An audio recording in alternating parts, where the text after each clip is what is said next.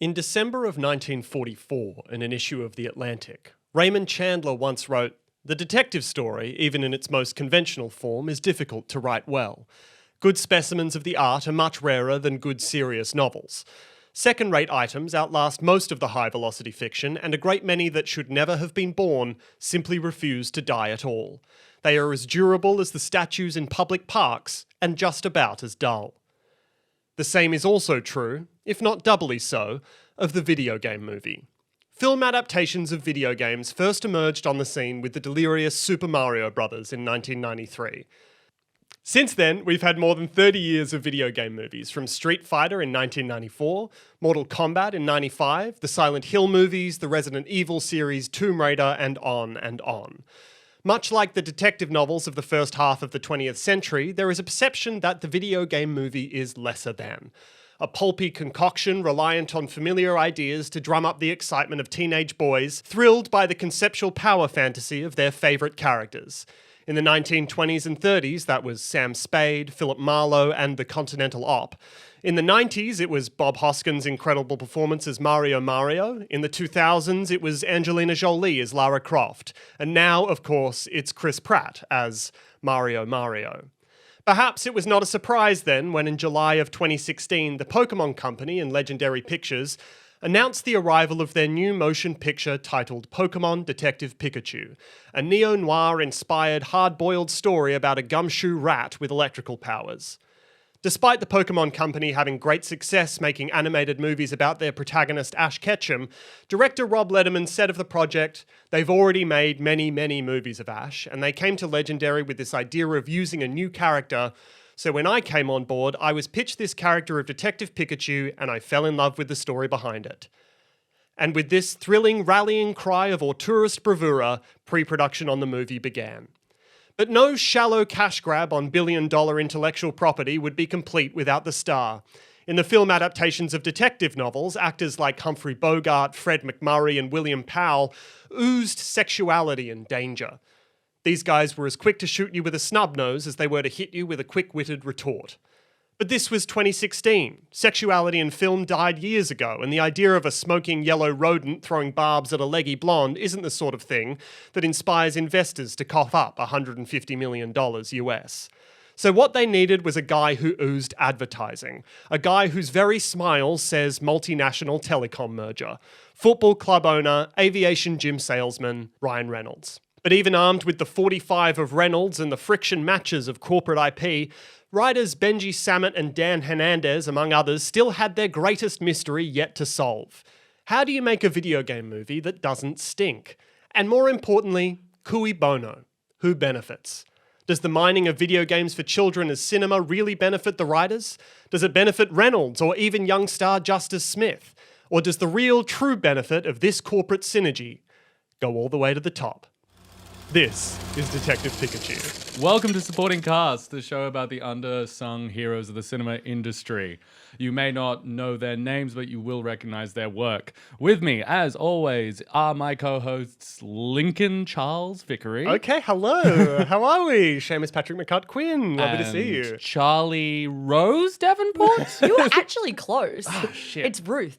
Ruth. I Yeah, did know that's that. so funny. I actually knew that. Asked at one point and I forgot. Oh, there you go. You're close. So close. Yes, that is my Ruth's full a name. great name. Yeah. I love Ruth. It's got a lot of strength to it. Yeah. Okay. It Just does. like Pikachu. Wow. The master of segues, Seamus Quinn, comes in with another hot fire. I think, to be fair, Machamp is a strong name. If Sure, your Machamp middle- is a strong name. We should change my middle name to Machamp. Patrick Instead of Machamp, McCart. instead of McCart, Seamus Patrick Machamp Quinn. It's Yeah, better. that's actually So pretty good. It's a good take. I'm going to have to do that later. How are we all? I'm good. I am so excited to be here to talk about Detective Pikachu. This is the final part in our mini-series about production designer Nigel Phelps.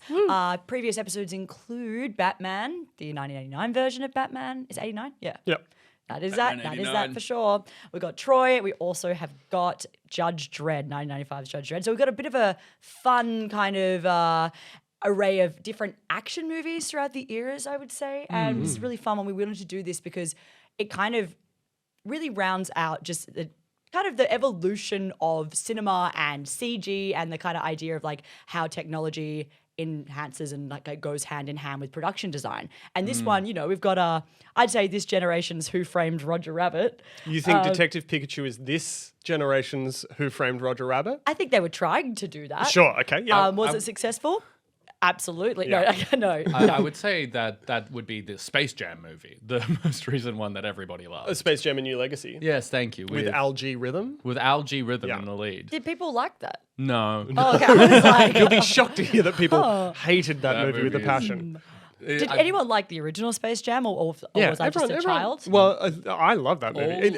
Only out of nostalgia. I don't think it's very good. but- Everyone who saw it as a kid loves Yeah. it, but the which a Space Jam: A New Legacy is That's that what correct. it's called? Yeah, no one seems to be having that reaction to this one. Like, there's Although, no to be kids. fair, no one's a kid. You know, you haven't spoken to a child that went to see LeBron. Kids are and- more on the internet now, though. I feel like we would be aware if there was a love of that movie.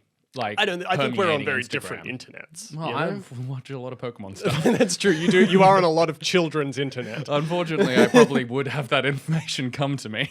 Well, on this note, though, like even things like Space Jam, that kind of rebooting that, obviously a huge way to make money is to target children's parents who are steeped in just wanting to chase the high of Pokemon from their childhood. So it's all nostalgia bait, right? Yeah. And I think that this was clever, that I can understand why they pitched this because it could obviously appeal to both. I mean, the kids don't care about Pokemon. We care about Pokemon, right? Kids still really care. Yeah, about yeah. Pokemon go very big. Pokemon. Pokemon Sword and Shield. Sword and Shield, Scarlet and Violet. like, Arceus. those movies, those games still make mints. Pokemon hasn't gone anywhere. Okay, well, even then, so even more sort of the point is like it's come so far. There's so many different generations of Pokemon that you're kind of appealing to literally every single demographic except like from our age down, which is so amazing. So it's millennials down. Pokemon's still the most financially successful single IP in It is. history. Yeah. So, like, Apart from supporting cast. hey, we're giving it a run for its I money. can't wait for next gen supporting cast. Yeah. Supporting cast A gold new and legacy. silver.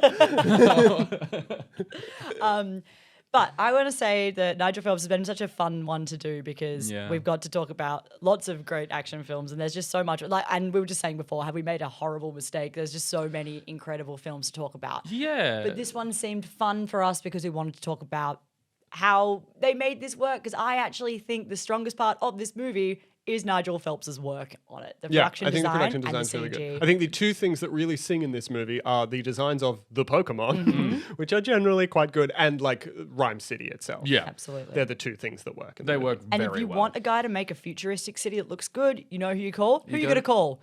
Nigel Phelps. Say it with me. Fairly obscure British production designer, Nigel Nigel Phelps. Phelps. That was, I think, the great joy. Sorry. The great joy for me was being like, oh, the only freaks that know that the Judge Dredd Mega City 1 from 1995 Judge Dredd and Ryme City in Detective Pikachu are actually very similar and share a lot of blood together. And the reason they do is because production designer like Nigel Phelps. No one else knows that. and both filmed in England. And they're both filmed. Yeah. Yeah. Is it at the same? Is it at? Might be the same studio, but like everything is as much on location as possible. Yeah, right. Which is They very went to interesting. Ryme City? They went to Ryme City Wow. itself. Well, they did a lot of filming in Scotland for like all the exterior shots. Yeah. The city itself is mostly sets, I believe, but there are that would check out. That would check out that most Sorry. of most of the Some real futuristic streets city in there. Yeah, sure. I mean, all you need to do is put up some more neon to make it look futuristic, really. Just a little thing on what Nigel has been up to since. He worked on The Island, then Mummy The Island 2. is an interesting movie. Fuck, we should have done the island. The That movie's Island, ridiculous. very This is what I said. It's. interesting. Oh, I'm really Well, glad it's with the what movies we we had- covered, but it's hard not to skip a gem because we had The Island, then Mummy, Tomb of the Dragon Emperor, a movie I think is better than people say. Correct. Agreed. Not good, but better than people say. Transformers: Dark Side of the Moon, as bad as everyone says. Yeah. Then Is it called Dark Side of the Moon? Dark Side of the Moon. Dark of the Moon. Yeah, sorry. I was like, it's not called Dark, not Dark Side of the Moon. I would love a Transformers with a Pink Floyd reference. There is be no great. way there is not a Pink Floyd reference in that movie. Well, I think there's the only way to find out. I think I guarantee that would have happened somewhere by one of the improvising Transformer side characters. Yeah. Transformers: Revenge of the Fallen as well. World War Z, which I would have loved to watch again, just because I've never seen World War Z. I've heard that the zombies go quick, They go quick and they pile up on top of each other, which is fun. What a time. Well, the best part of that is just finding out how different countries handled the zombie apocalypse Yeah. to what varying degrees, and like everyone was doing something different. So What? yeah, Is that like the premise of the movie, that it's like, let's go to Zimbabwe? It's What are they up called to? The World War Z, Lincoln. so the book is actually goes through more of that, and they tried to, because it's a book that kind of just literally is like, what would happen? Comic book or a No, it's a novel book. book? Oh, okay. And it just is like logistics into like how people reacted and to what varying degrees of success in this like zombie apocalypse. The guy released 2 books, one of which was also like a zombie survival guide, and the whole thing Oh, is I've like seen that book. The whole premise is like very seriously taking the What if idea of they're- zombies very seriously, and then Which I do as well. No, I mean you should. Yeah. What if What if they just happen? in case? Yeah. Yeah. They could be anywhere. And I believe Brad Pitt's character is meant to have written the survival guide. Yeah. Which is really fun. That's stupid. It's fun. I really love like that. that. He wrote the Pokedex on zombies, you might say. You might say. You might say. Then he worked on Life, the Jake Gyllenhaal space movie that nobody saw. What if there was a Life. weird alien up there? What if that was life? And then he worked on Pirates of the Caribbean, Dead Men Tell No Tales. Is that the fourth one? That is the one with Javier Bardem, so it's the 5th one. Okay. That's the one with ghost sharks, apparently, which is apparently Cool. good. But everything else about the movie apparently bad. But the ghost sharks apparently good. Yeah, unfortunately, I had to stop watching Pirates of the Caribbean movies, for pretty certain obvious reasons. And that's absolutely fair. But yeah, and then he finished up on the old Pirates movies to come work on Detective Pikachu, and then after this works on Thor: Love and Thunder, which I think we don't cover. We're not going to We're cover not that going movie. to cover because I just can't bring myself to have to defend that movie. After defending Troy for 2 After hours. defending Troy for 2 hours. I really enjoyed that movie, and I think it's probably very bad. But I don't really want to rewatch it. Okay. Bringing us to rewatching Detective Pikachu. A movie. A movie. That when I saw it, Charlie, you hadn't seen it I had before? not This seen is your it first time before. Detective Pikachuing. This is your first time putting on the Deerstalker? Is that the hat? The Yeah. Deerstalker, Yeah. Good job. When I first watched it, I watched it on a plane. Same. And I thought it was just wonderful. And I had a really good time, and I think it's a great plane movie. And I think that's still the case. I think it's a great plane movie. Boy, did I have a tough time watching it this time. Boy, did I have a rough time. What was your experience, Charlie? Because we've both seen it before. I cried. I think that's the magic trick of this movie. So I don't want to watch it again, just so you know. That's fair. The only times We are covering it next You week. know what? The only thing that I can see about rewatchability is, and I think if I saw it in the movies, I probably want to watch it again so I can pause and just see what all the Pokemon are doing in Ryme. You know, Did they let you do that at the movies? I watched it at home so I could actually. I did. As in, pause if it. you had previously seen it in the movies, now you want to go you'd be through and be like, hang that's on, I that want to see all the Pokemon. Easter eggs. 'Cause basically, this movie was like a giant Where's Wally for me. Basically, all I Yeah. did was scream Pokemon names throughout the whole thing. Yeah. Look, I didn't want to see this movie because I thought it was a terrible idea. I went, what the hell? Like, Pokemon's not going to work. Live action is going to look so stupid. And boy, I do, like, the thing that I was most worried about was the thing I shouldn't have been worried about. Because I actually think that the Pokemon look incredible. They do. They look really well. In my head, they looked better. When I was revisiting the movie and I was watching it on my nice TV at home rather than like my laptop screen on a flight, I was like, oh, I remember them looking incredible and they look just good. And it is a difference of 8 years, which is totally like, it's not, I don't think it's actually a problem with the movie, but in my head, they looked amazing. It's a magic trick. It's a magic trick that I think this movie is a real magic trick in the sense that, like, the first time you see it, it is they are, I would say, pretty much as well designed. Like the transition from, and you watch some of the CGI people talk about how they did it when they built skeletons for every Pokemon. They basically treated them as real animals, designed the skeletons. I'm terrified. Then you watch how they built it. They made CGI skeletons, then they made CGI muscles, CGI layers of fat, then CGI layers of skin and fur, which is why they have this, which is why the verisimilitude of their movements carries so much of the design. Because it is really And you've been doing this in your detail-oriented. lab at home? Is that what you're saying? Been trying. My Pikachu looks different. Because And he's not allowed near schools. He's following me here. I think that in terms of like how they the way that they opted to do it, because Pokemon designs are ridiculous. You know what I mean? Like, you're kind of like, they are about as outlandish as you can possibly get. But they managed to, they kind of went, what if we make them sort of like photo real? Is that the word I'm looking for? Like that kind of like, as real as they can be, but what a Pokemon would look like if they were real. And not being horrifying. That's hard. Still making them cute. Very That was difficult. important. And they managed to do that. I think most of them are really cute. I think the greatest boon of this movie is Pikachu's fur. Oh, so good. The fur on The Chew fact is that they incredible. make... Don't say that. Don't call him Chew. The fur on Chew is Don't call incredible. him Fur on Chew. The fur on Chew is amazing. Freak. You What about disgusting the vines monster. on Saw? Huh? What about the vines on Saw? I think the skin on Saw is fine. Wait, Yeah. what's Saw? Bulbasaur. Bulbasaur. I was like, Jigsaw? It's from the movie Saw. Yeah, I think that it is very interesting.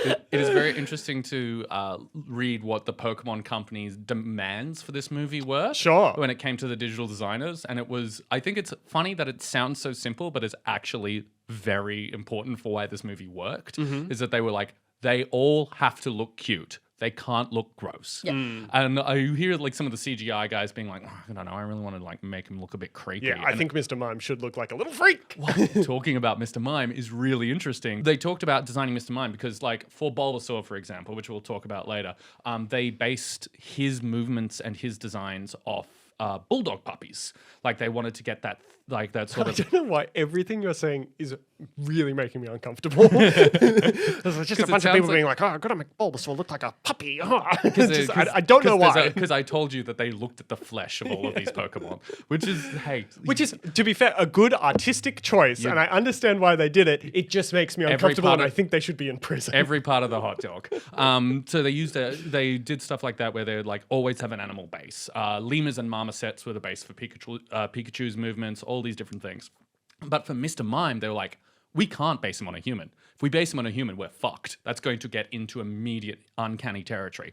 So if you look closely at all of his textures, I he's will not. synthetic. I will not be looking Yeah, he looks like closely he's at like Mr. Mime's textures. A live like puppet or something like He's that. made of rubber. Yeah. The balls in his shoulders. Yeah. Sometimes I have moments of clarity, but I try to avoid them. The balls in his shoulders are based off like American-style dodgeballs, and his hair is made of like Nerf foam balls. It's why he exists in this strange... He's the only one that kind of intentionally looks creepy, but he doesn't feel like he's meant to look human. It is very interesting to hear the CGI guys And talk about honestly- Certainly how doesn't much- look human. That Mr. Mime sequence is fucking funny as well. One of the first parts written for the movie. It's really good. I think that was the trailer. So I think people were like, "Wow, this is gonna be sick." And then it's a good bit. But it's a good bit when he's running Mr. Like that. And that's the thing. This movie is very tongue in cheek, and I think it's clever. I think they were smart to not do a live action Ash Ketchum Pokemon story because the stakes are way too high. People love Ash. Like we so like. I thought you were saying like in the movie the stakes would be too high, and I'm like, Hey. that's the thing that is always antithetical to cinema is stakes. Well, Ash saves the world every single movie he's in. It does. But I He- mean, in terms of like spending the amount of money to make a live action movie of Pokemon, the first one they've done, I think this was a smart choice because it was sort of like a version to dip your toe in the water to see if people were going to be responsive to live action Pokemon. Still beloved, still kind of like we had a good time just going like, which Pokemon's that? Kind of vibe throughout it. I think it was a smart thing Crazy to that do. they don't do that in this movie. That Who's they that don't. Pokemon? They don't Who's that do who's Pokemon? that Pokemon. They should just like have a Pokemon behind a shower curtain. I know. I think There were so many missed opportunities. I will get into it as I go along. honestly, so many. I kind of respect the restraint because they do that in the first two. They do that in the like the cartoon 2000. They have a movie. Pokemon behind They a have shower who's curtain, that- and then as someone's like approaching with a knife, you do like the They who's have a that they Pokemon have in a a psycho music silhouette place. where you see it's kind of that same bit without the psycho reference because that would be Psycho in a kids movie. Yeah. But I like that they avoided too much like nodding and winking to the Ash universe. The most this gets to like nodding and winking is it's like, look at this guy. Is Ryme City real? Uh, Sorry, I don't mean real. I mean, Yes. In is the games? Is Ryme City in the Pokemon universe? so I have the sort of script to screen journey of this. What's is- awesome is that I can say that, and then I can take a nap. I'm good. So the script to screen journey of this is very interesting because it started off as a producer idea. Basically, the producer, the Game. It was from his the name game. was- It was started No. development in No. 2013. Cale Boiter was playing Pokemon, was really obsessed with playing Pokemon cards with his kids. Okay. And so he's playing a lot of that. In 2012, he was like, why the hell isn't there a live action? Immediately called up the Pokemon company's representation in America and was like, I'm pitching the idea. And Dave Pokemon. Jim Emon. And was like, I'm pitching this idea, let's do this. And they replied... That's the American Digimon guy. Jimmy It's Mon. Jimmy Mon. Jimmy Mon's really good. Jimmy Mon. And was like, why aren't we making a Pokemon movie? Why aren't we doing live action? I love these cards. Let's talk. And they were like, and then the Nintendo company was like, we get someone call us up to try and make a Pokemon movie every week. Of course. We are not listening to you. I've called them. So he kept on pushing and pushing for years until eventually he ran into Mary Parent and started working with Mary Parent, who really got behind the idea, started trying to push because she knew one of the legal representatives for Pokemon within America, knew the lawyer because she was currently negotiating rights for a movie that came out in 2014, Kong Skull Island. Kong Skull Island. Which introduced Kong to the Godzilla universe, and she had also worked producing Godzilla King of Monsters, which allowed her access because, of course, Godzilla is owned by Toei. And Toho. It's I think maybe... Toho is the Godzilla company. Toho is the Godzilla company, but they own the rights to both Pokemon and Godzilla. So that was the first time that they actually managed to get on the phone with anyone actually in Japan. And once again, they listened to them and they're like, no, not right now, not for us. It wasn't until 2016, March 2016, where Pokemon Go was released, which had this huge uptick in Pokemon obsession, sort of reignited Godzilla. Pokemon Godzilla. Which had a huge uptick, which reunited America's fascination with Pokemon, which never really went away, but it sort of had this huge cultural explosion where finally they had a chance to go pitch their idea in Japan to the people working in Game Freak Studios. At which point they had this whole idea. It didn't involve Ash Ketchum. They didn't want to use him at all. They were already like, they've got a whole cinematic universe. We don't want to fuck with that. So they just had a new idea with a new character. Pitched the whole idea, had a script, didn't say the word detective in it once, and then It was just a Pikachu movie. it was just a Pokemon movie. Oh, It just had a Pokemon movie. A new main character. It was just going to be about It's Pokemon. like, This is Mr. It was going to be Pokemon. He's got a. He's Eevee. going to battle. He's probably going. That like script doesn't still exist as far as I've been able to find, but it was completely separate to what we ended up getting. Went into the studio, pitched the whole thing, had a very early draft of the script, which was written by Connolly. His name is Derek Connolly. Wrote the first draft in like a month. Had zero mentions of the word detective. Came in, they pitched all of that, they held all of this ready, and the guy in Nintendo went, "No, we're not giving you that. We're not letting you do anything like that. However, come this way." Let him into a back room, and they were developing the game Detective Pikachu. Right. So the game wasn't even out when they were like, "We'll let you use this and nothing else." Right. Because Nintendo famously had not let any of their properties go to America since the Mario Brothers movie. The 1993 one, yeah? Because it was and it was considered such a huge failure that they were just like, no, we're shutting the doors on American remakes. They don't get our products. They're just going to ruin it. So this was the... Which is not entirely true necessarily, but you could definitely understand why they might be like, these guys, I don't think they understand what we're doing. Because what is Bob Hoskins doing here? Bob Hoskins is doing a very good Mario before Mario had a voice. Sure, yeah. Because Mario at that point was just a 2D figure when that came out, which is crazy. It wasn't until Super Mario World in like 1997 that he went, "It's a me."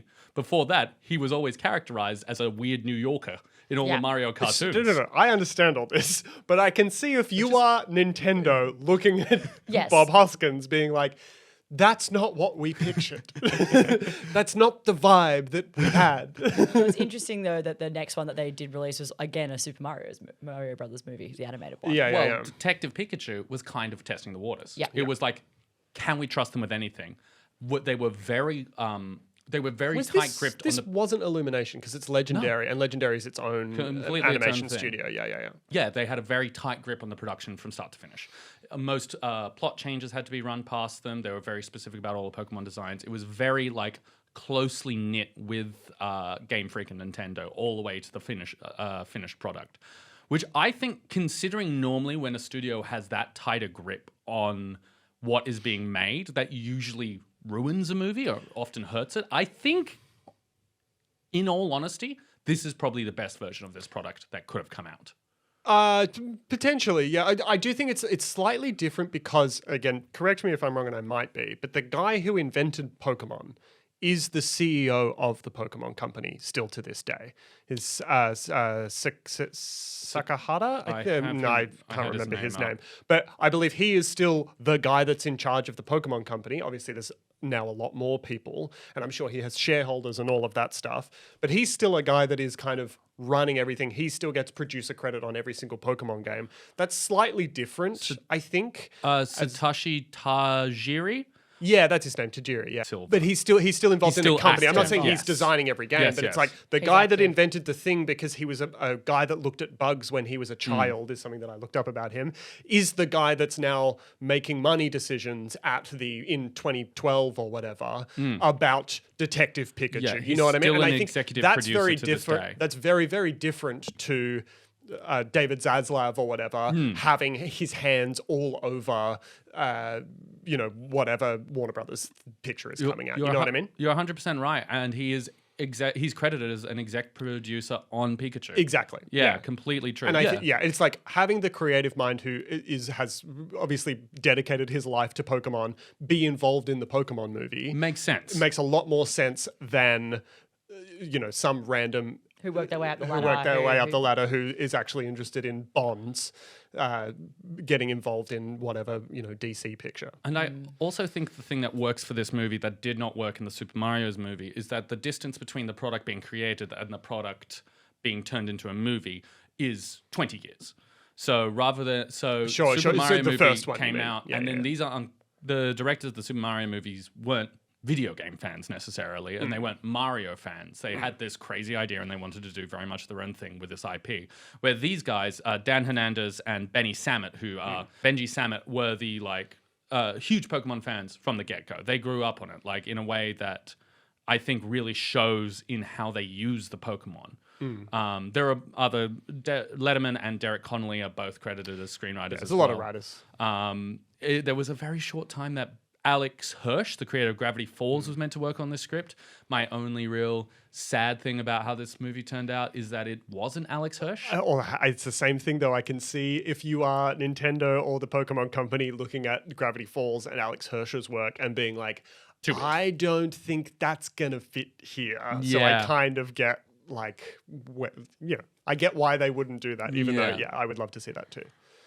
Dan Hernandez, though, one of the writers, producer on One Day at a Time for years, which is nice. A very underrated Netflix reboot of an 80s sitcom. First 2 seasons are incredible. It kind of drops off after that. I think it's interesting that now, I feel like only recently are we actually getting good video game adaptations for screen in general, live action. We haven't, for a while, the ones that were really working were actually animated adaptations. So Castlevania was great. Arcane, fantastic. That. Arcane's so good. Yeah, that seemed to kind of work. Long form animation, but we've only just had critically acclaimed one, which is The Last of Us. People loved that, but that was sort of playing a movie anyway. I also think worse than both of the ones we just mentioned. You reckon? Hot take, yeah. I actually agree with you. I thought it was good, but I don't know. I wasn't wowed by it, to be honest with you.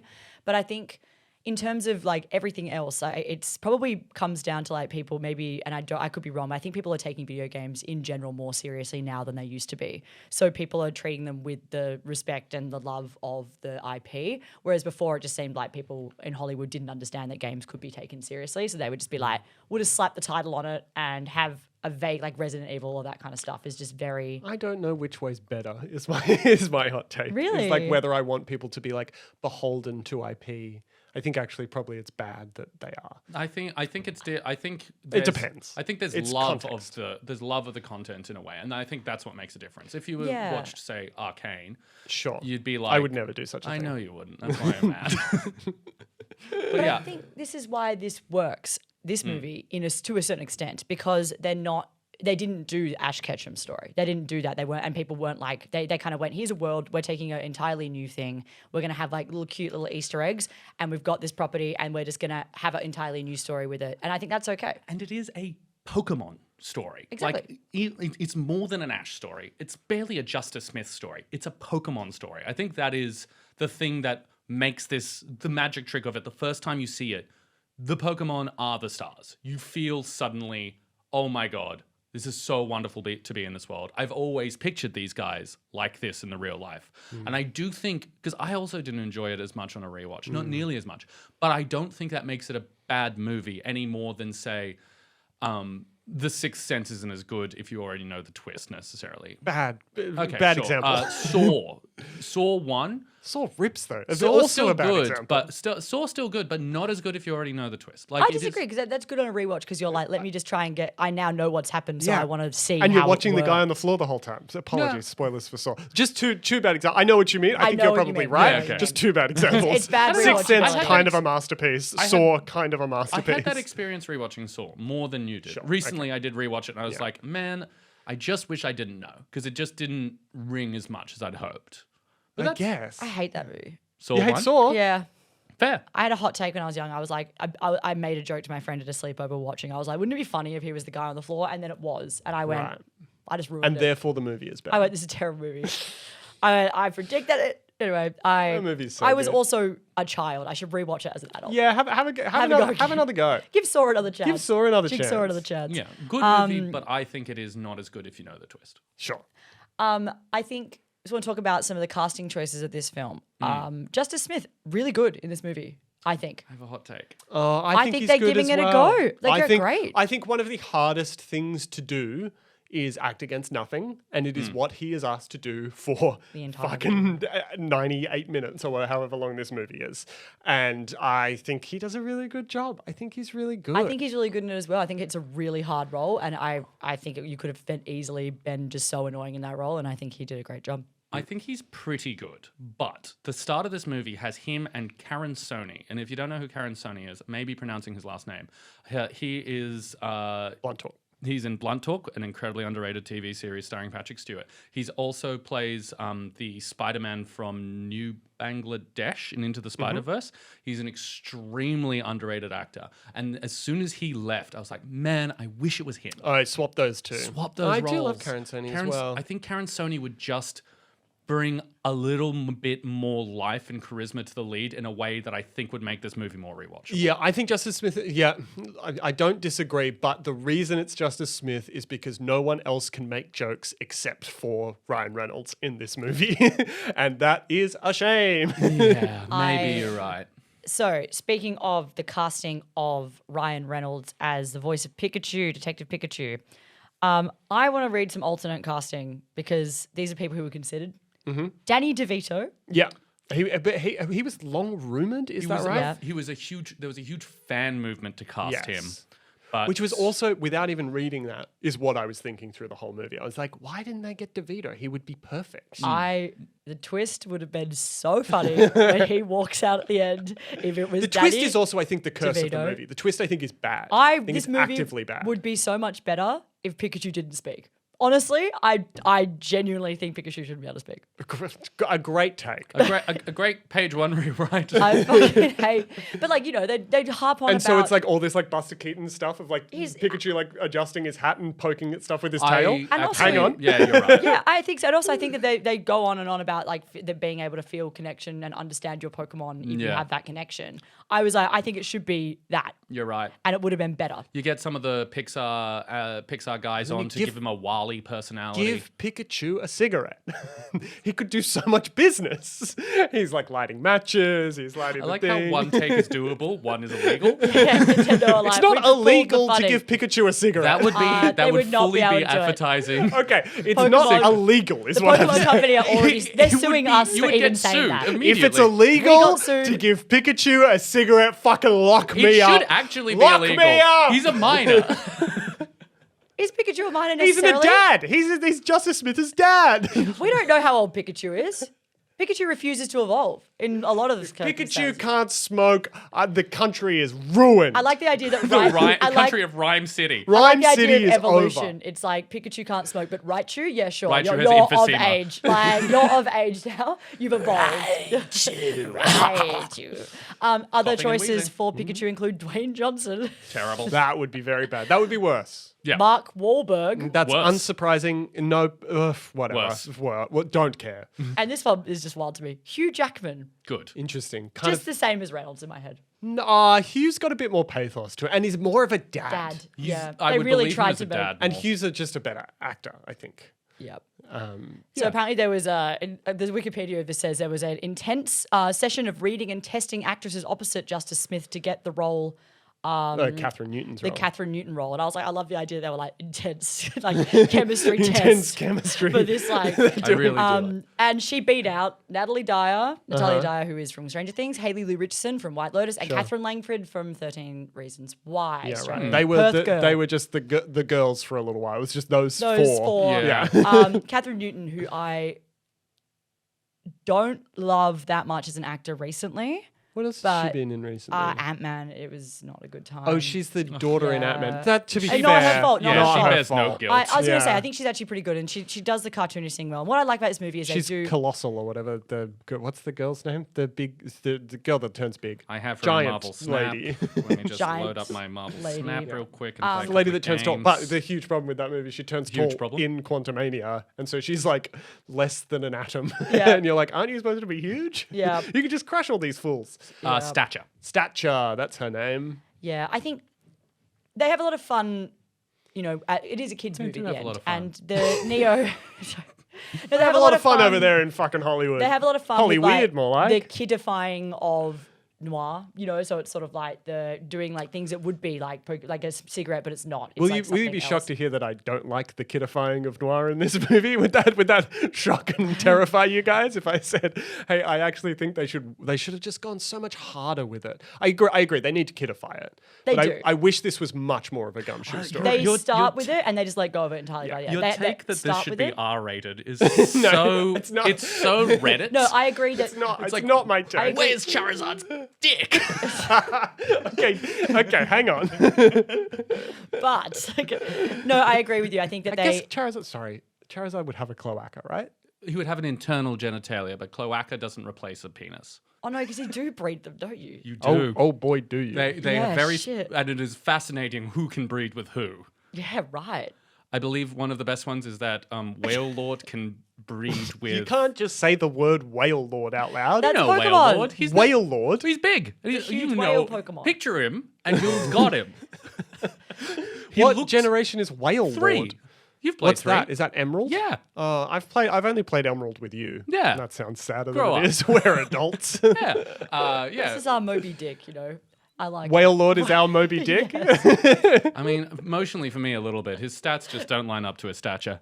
Yeah, but basically, like whales can breed with Wait, the little do you think dogs. that Moby Dick was a disappointment? Do you think that's what his whole deal was? That he captured Moby Dick and was like, not as big as I thought? I'm chasing the high that I felt about Whalelord is what I'm going for. I see. Just You a don't think Ishmael was like, the stats on Moby Dick not high enough? Ashmail?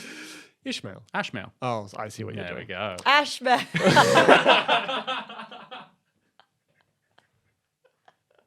That was good. That was good. It was good. Where's Whalelord's Moby Dick? Yeah, I've got so many. There's a lot of missed opportunities in this I've got movie. so many Pokemon. I've got so many Pokemon.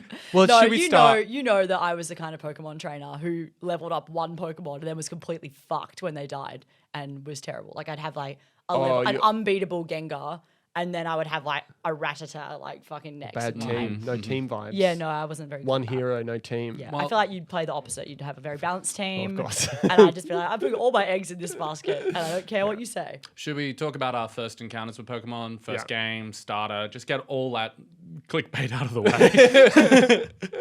way. Yeah, sure. I started with Pokemon Blue. You started young. Yeah. I had a Game Boy, like original Game Boy. yeah. And I started with Squirtle, and I've never changed. Interesting. I always get Squirtle. Squirtle's my boy. Right. Yeah, that's it. Yeah, Pokemon Blue. Because I'm older than you guys, so that was the gen everyone had then. And I also remember the very first day. Then, again, I just said that I also had it. Yeah, but you were literally like young. 2 years Felt like between You us. were like a prodigy. It felt he was a You're champion. actually a prodigy. I Pokemon was a trainer. Pokemon prodigy. I had a balanced team. There is more than 2 years between us. There's 4 years between us. 4 years between whatever. Yeah. Anyway, I'm old. Pokemon blue. Sorry. Anyway, I remember the first day that I watched the Pokemon animated series, and it changed my life forever in a way that I wish I could go back in time and stop so I don't have to live anime forevermore, because Pokemon really was the gateway anime for me. wow. Of course it was. It's a gateway for everyone. We just didn't know it was anime at the time because it was just on Cheese TV. And I found that gateway was closed. Yeah, you were like, I'm not into this. I fucking loved the animated series so much. And not anymore. I actually only watched the first. I'm a first gen person. Like, I played Silver, I played Gold, I played maybe Emerald, which is third. Third gen. But I didn't watch the series past the... Honestly, I never recovered from when Ash didn't become the Pokemon Master. I think it's a really important life lesson. You can't have everything. He became Pokemon Master Recently. in 2019. Yeah, it was a great moment. And then he retired. He retired last year. But I've got so many feelings about Ash and Pokemon in general, and just how it like shaped an entire generation, and also, but he's a really bad Pokemon trainer. Like, he's terrible, absolutely terrible. So I was saying that Because he doesn't evolve his Pokemon and he has no team balance. he's not an actually What in terms of the are lore. Ash's He's got. Can I say what I think? Pikachu. Yep. Bang. Got it. Pidgeotto. Yep. He's got a big bird. I do believe it eventually does become Pidgeot. And then does he have a Jigglypuff? Nope. That's all I've got for you today. Okay. What are you talking about? He's obviously got he gets like all of the main three. He gets a Squirtle and he gets a Bulbasaur. Oh, does Yes. he? He doesn't evolve either Squirtle or Bulbasaur, But he does evolve Charizard. He does have a And Charizard. boy, does he become sexy. Charizard is hot. Yeah. I think My big problem with this movie also, Charizard not hot enough. But you know who is hot in this Where's movie? his dick? Mewtwo. I think in order of Pokemon he catches, Ash Interesting. has Pikachu, Butterfree, Butterfree. Pidgeotto. Wait, hang on. He lets Butterfree go. Does, but in the famous episode Bye Bye Butterfree. It's like Then he It's sad. a We're Rain getting- Man of sadness. Charmander, Bulbasaur, Squirtle in that order. Then 28 Tauros. What? He gets Famous cut episode where a man points a gun directly at Ash's head. He catches 28 Tauros in the Safari Zone. Yeah, I'm simply going to need more information. One, I haven't seen it. It was cut. why does he have a gun? So he goes to the Safari Zone, famous area in the original Pokemon Red and Blue where you can catch Tauros. Yes. In the cartoon, he goes there and they meet a Safari Zone warden who has a pistol who points it straight up at Ash's head in the first scene he's in. It's a very funny still because it is that weird like 2000s guns aren't scary yet, and you just have a man pointing a 10-year-old gun child. at a 10-year-old Like the first child. episode of The Walking Dead. Like the first episode of The Walking Dead. Honestly, And then he Pokemon's catches scary. 28 Tauros. Like Why? because they're running wild and he's good at catching. Oh, he's like Ash that's Ketchum. he's Ash Ketchum. He's gotta catch them all. catch them all. So he catches them all. And then Kingler and Haunter he catches as well. And there's probably a few other in the first season, but those are the ones I believe he brings to the league. Haunter is my favorite Pokemon of all time. Haunter is sick. My starter Pokemon. Which one's Haunter? Haunter's the one? Yeah. That looks like a ghost guy. So It it's becomes like Gengar, Gengar. and Haunter. Oh, becomes Gengar. Comes Yeah. Gengar. Oh, Haunter's a better design than Gengar. I, Gengar's a cool boy. I like have Gengar nothing too. against Gengar. The reason I was a Squirtle starter is because I'm fucking lazy, and I knew that the first gym was a rock type, and I went, you know, it's super effective, water, and I never Yeah. looked back. First gen Charmander, second gen Quilava, my actual favorite. And then fourth gen, the only time I picked I a like grass. Quilava too, actually. I think Quilava's sick. Silver, I got Quilava. Yeah. He's the middle evolution, and it's one of those few times that the middle evolution is the best designed of all three. He's like a little. He's like a little guy. It's very He's a difficult little to guy. describe. He's a quadriplegic. He's quadriplegic. He's quadrupedal. no, Far out. he's a psychic type. No, I've got terrible news. He got hit by a truck. There was a Mew under it. And then Torterra, who we do see in this, is my second favorite. Torterra, I've never Big seen Turtle. Torterra He's before. a fourth gen. Right, The that's last gen I well played when it was coming out. Last gen Right. I played on a physical device. I played Sword recently, but that's not in this movie. I was upset to not see my boy Rillaboom, which is a giant gorilla It with is a a drum. shame Rillaboom doesn't make the cut. I think it's because Rillaboom. it's a generation off. He plays the Rillaboom. drums. He plays a big drum, and honestly, I just They're like just to go. fucking. I know this is obviously the case. They're just fucking making shit up at this point. There are some like absolutely. So what in Wasn't that there one game? that's a key? I saw a Yeah. Pokemon that's just a fucking set of jangly His name's keys. Hell Klefki. That's a joke. My He's good. favorite coal cart, Carcol cart. That one. It's just a coal cart, and I love it. What do you mean? Yeah, it's a Coal coal cart. cart. What is it? What? No, He's no, the middle evolution between. what is the actual thing that you're talking He's a about? coal cart. It's a coal cart Pokemon, and it is just What is a coal cart? like like a a- cart of coal. a cart of Oh, coal like a from a cart mine. of coal from Yeah. a mine. He And is he's- in between Roly-Poly and Colossal. Colossal, and it was my favorite Pokemon's Pokemon still in Sword good. and Shield. I had the best time ever. I just would Pokemon and is it was still a rock good. fire Pokemon. It's Yeah. coal. It's genius. Colossal looks like Godzilla, except he's a pile of burning coal. Now, okay. He's good, dude. It's still good. Please keep talking. All right. So I got to find out about Colossal. My favorite thing about the Pokemon games, very specifically, is that, it is such an interesting thing in the way Oh, he's cool. he is cool. He's a nice guy. Get coal cart. People talk shit about the new Pokemon. Every generation, there's sick boys. Every generation, there's still good boys out there. Like I'm just getting pictures of coal carts. I think his don't name. think- It's something it's like spelled coal. weird. It's spelled like yeah. Oh, it's called Carcol. Oh, Carcol. Yeah. Sorry. You were really close. They were like, we're gonna mix it up. Yeah, well, I mean, hey, it tripped me up Because it's also a pun on charcoal. it's so good. It's a gift that keeps giving. I agree. The layers. I agree.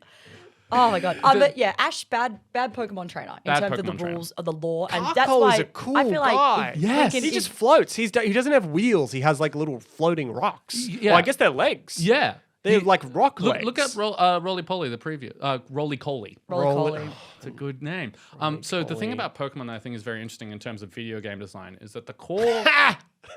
He's good. Roly Coly, this is a guy. This is core- my friend. The core programming is quite simple, which means that over the last 10 years since it came out, the first thing that happened was suddenly you could get all the Pokemon on your laptop. Like you get all the Pokemon games on your laptop because it was extremely easy to emulate. Even in like primary school for me, I remember people having downloaded and installed Pokemon Red on the school computers. So when I was in this is off topic slightly. When I was in school, I saw a guy with a laptop and he had Need for Speed Most Wanted on his laptop emulated. Yeah. That was so cool. I did not know how to do that at the time. But yeah, it was the one that sort of like I remember everyone having. And then because that happened and then there was a whole generation of kids growing up playing those, there became this huge subculture of modders online. Like Pokemon is probably the second most modded game after Skyrim. It is. But the way that is modded is that they started making more and more fan games or remakes of the game or improvements. So the entire like Pokemon online content and culture isn't actually about Pokemon games that are being released modernly, like by the actual Nintendo. It's all fan games and like remakes, which means that the cheapest way to play a video game now is to play a fan-made Pokemon game that just has like hours and hours of people spending their free time improving and making and adding to it that in general sort of outstrip the quality of the main series games by a huge amount, especially if you've been playing since when you were younger and actually want some sort of challenge that isn't the base game. Which is why I kind of like Pokemon now as this sort of open source video game format that has dominated corners of the internet, which I still like play. I have one on my laptop that is basically a roguelike that someone made of the Pokemon of Pokemon Emerald, and you just play until your Pokemon dies, and then you reset, and you like have to adjust to different team makes and stuff. Very cool. Yeah, I like how open source Pokemon has become. It does feel like an IP that is not as tightly gripped by the owners of it as say Batman or Superman. Roly Coly has a little wheel that he wheels around on. That's Yes. pretty cool. It's really cool. It's That's good. pretty cool for him to do. Yeah, Pokemon, I think the latest games in particular have been a bit of a letdown for people as well because they do just they're like, you know, if it ain't broke, don't fix it kind of vibe. Yeah. They can just release the same thing Do basically. people like Arceus? People like Arceus. It's Okay. the only one that was kind of released in a That was the one properly that's like finished it's like state. a fucking It's you like a run Breath of the around and Wild you hit open people. world. Yeah, Breath of- like knock trees down and stuff. I hated that because I'm so bad at video games. I need turn-based or I will die immediately. Anything I Arceus have is to do. turn-based. No, but it's not. It is. But isn't it like kind of like how Final Fantasy VII Remake is turn-based, but it's not at all for people. I that had that massive problem with Final Fantasy VII Remake because I Yeah. was like, I want this to be turn-based, and it was like, you better fucking choose what you're going to do quickly, otherwise this huge robot's going to kill you. And I was like, I'm not here for this. Yeah, I know. I was like, I need to be able to Arceus- stare out the window for 20 minutes, listen to this like music on repeat, and then pick tackle or something. You know, like, that's what I need. Arceus is turn-based. It just has a slightly different speed system. Maybe one of the Pokemon Go's you played, they're a little bit less turn-based. I mean, Pokemon Go was a wild time in our lives, and I do recall. Not not for me. Oh, no, but like honestly, No. I had so you know Johnny. Yeah. Johnny and I got addicted to Pokemon Go, and they would come and pick me up, and we would drive around like at night, and we'd go to like Camperdown Park at midnight and be like catching Pokemon. Yeah, and then it's like- and like right, and it was 9 other 28-year-olds trying to catch a Snorlax and out it was at midnight. the best. I honestly, I feel like Pokemon really were actively just trying to get people to go outside at that point. They were like, hey guys, what if you touch some grass whilst playing Pokemon Go? Get some exercise. It was good. What's crazy is that the original idea for a Pokemon ARG was released as a joke by Google. They on April Fools in like 2014, they released a thing being like, we are creating an ARG in Google Maps that will be the Pokemon company, and everyone was like, why the fuck is this a joke? We want it. And then with the amount of response they had, it took them 2 years to turn around and actually make it. Mm-hmm. It was a very weird, the joke came first kind of thing. If you guys were a Pokemon, here's the thing. If you had a Pokemon partner, like in this movie, which Pokemon would you have as your partner? I think that's different to like what Pokemon would you be? No, I think it's what you think is correct for you. Yeah, God. Because Ken Watanabe in this movie has a Snubbull. Which is perfect. Perfect. It's really, really good. I think the partners in general are perfect in this movie. They're pretty well chosen. You don't have to answer this right now if you think the content's going to be too hot and you want to think about it. Think about what I want because I just hard not to pick just your favorite. You know, like. Or we can pick for each other. You have one for me. I can tell. Yeah, it's very funny. Yeah. It's Serperior, you can't say just weird shit that doesn't exist. A grass type snake that his name is Serperior, and it's is it because it sounds like a sexually transmitted disease? No, because it sounds like the word cool. superior. Yeah, he's kind of hot with it. Its ability is contrary. Okay, you're rude. I want Sudowoodo. I think Sudowoodo would be a good Sudowoodo is really good. Actually, a good second pick. Yeah, I like Sudowoodo. He's a guy that goes like this. It tends to be a tree. He's a beautiful. Superior is too beautiful, I think. There's a superior energy to you. Yeah, sure. Charles, what do you think? Or what do you think for Seamus? I think that If I say Mr. Mime, I've never been quiet in my life. That's true. I was thinking Geodude. I love that. I think it would be a good. I don't think if you were a Pokemon, you'd be No, Geodude. you wouldn't be, But it yeah. would be a great partner for you. I think that's. Can I get him to Golem? No, I don't think so. I feel like if that's my partner in the Pokemon world, I don't necessarily do battles, but I just hold his hand and then we beat people up. Sure. Yeah, like he holds my I hand don't and think- I just club. I don't think there's any with reason. a Growlithe. Is that too boring? I could see you with a I Growlithe. want Growlithe. Growlithe's one of my favorite. I could see you with a little He's Growlithe. probably in my top 20. Yeah. I love I Growlithe. just see you with a dog, I guess. It's like Hell always- yeah. I'm like, you have a nice little dog. That's Yeah, good. and then I could possibly one day earn an Arcanine and I could ride him around like Gary Oak. How big are Arcanine? Oh, that's really big. They're huge. I'd like one. Sick. You don't like get one. You get Sudowoodo. I do get me and Yeah, Sudowoodo. Sudowoodo. It's simply Sudowoodo's a good It's pick simply for you. just a bro to hang out with. Yeah, he is. He's just a human He's guy. so heavy. Sure. What do you mean? Have you tried picking him up? No, all Pokemon have canonical weights. His is weird. His is much heavier than you'd expect. And, Oh, that's so his cool. little baby version is called Bonsley. That's really nice. He's really cute. You're a Gary Oak for sure. Yeah, absolutely. You could Sure. also Play by the Wait, Gary rules. Oak's the bad guy in the first one. Is that right? Yeah, he's Pokemon But Master he's Gary Oak. actually not about like when you rewatch the series, you're like, he's just like doing what he's a just G. playing it by the rules. He's doing really well, and Ash is just annoying him by Yeah. doing chaotic things. Yeah. That is literally all it is. I'm just a guy that plays by the rules. No, but like you like rules I love rules. Love in rules. games and stuff. Like Of I feel course, like yeah. If I was battling Pokemon, of course I would follow the rules. I think that Gary is the victim in Pokemon. Okay. That's my take. So, okay. I was trying to figure out what Pokemon you were. I wasn't just staring Me at or, you like, in my disagreement. companion? Yeah, Yeah, your companion. yeah. Is it just Psyduck because it's anxious? No, Psyduck's good. Psyduck's not bad, no, actually. it's not the worst. I don't know. There's something. What about Vileplume? Vileplume's pretty good. I don't know. There's What something. a vibe. There's something like. Or I feel like Oddish. poison type is. Yeah, poison type weirdly- is right. Or like Sorry. a coughing. No. Actually, Coughing's too do you much know of a what would be vibe. great? Actually, I think you'd get Muck and be upset about it. I like he- Mark. I love Muck. Muck is sick. Muck's great. Okay, Muck it is. He's a big boy, but because he's very counter, but it's the I don't counter wanna energy. touch- Yeah, it's the yeah. Which is the thing. I feel like you'd love him, but you would never want to touch him. and it would be like, Oh, it would be like Katsu. Like it would be like Charlie's cat, who is like just never really wants to hang out. It's actually- yeah, Muck's just in the back. She's He's just in sludging the back. around. yeah, Muck is Just wave sick. at Mark. I love Muck. Muck's a I'm great okay with Pokemon. Mark. But it is poison type. Poison type's right. Maybe poison ghost. Well, you could be Which is coffee? Gengar, but I don't think you have a Gengar. I don't think- You're, Yeah, you're Gengar's sadly the not coolest mischievous. thing No. ever. Gengar would be a great like counter to you. I think. I want to I think be Mark- Gengar. You would hang out with Gengar. Yeah, all the time. but you were in a band with Gengar.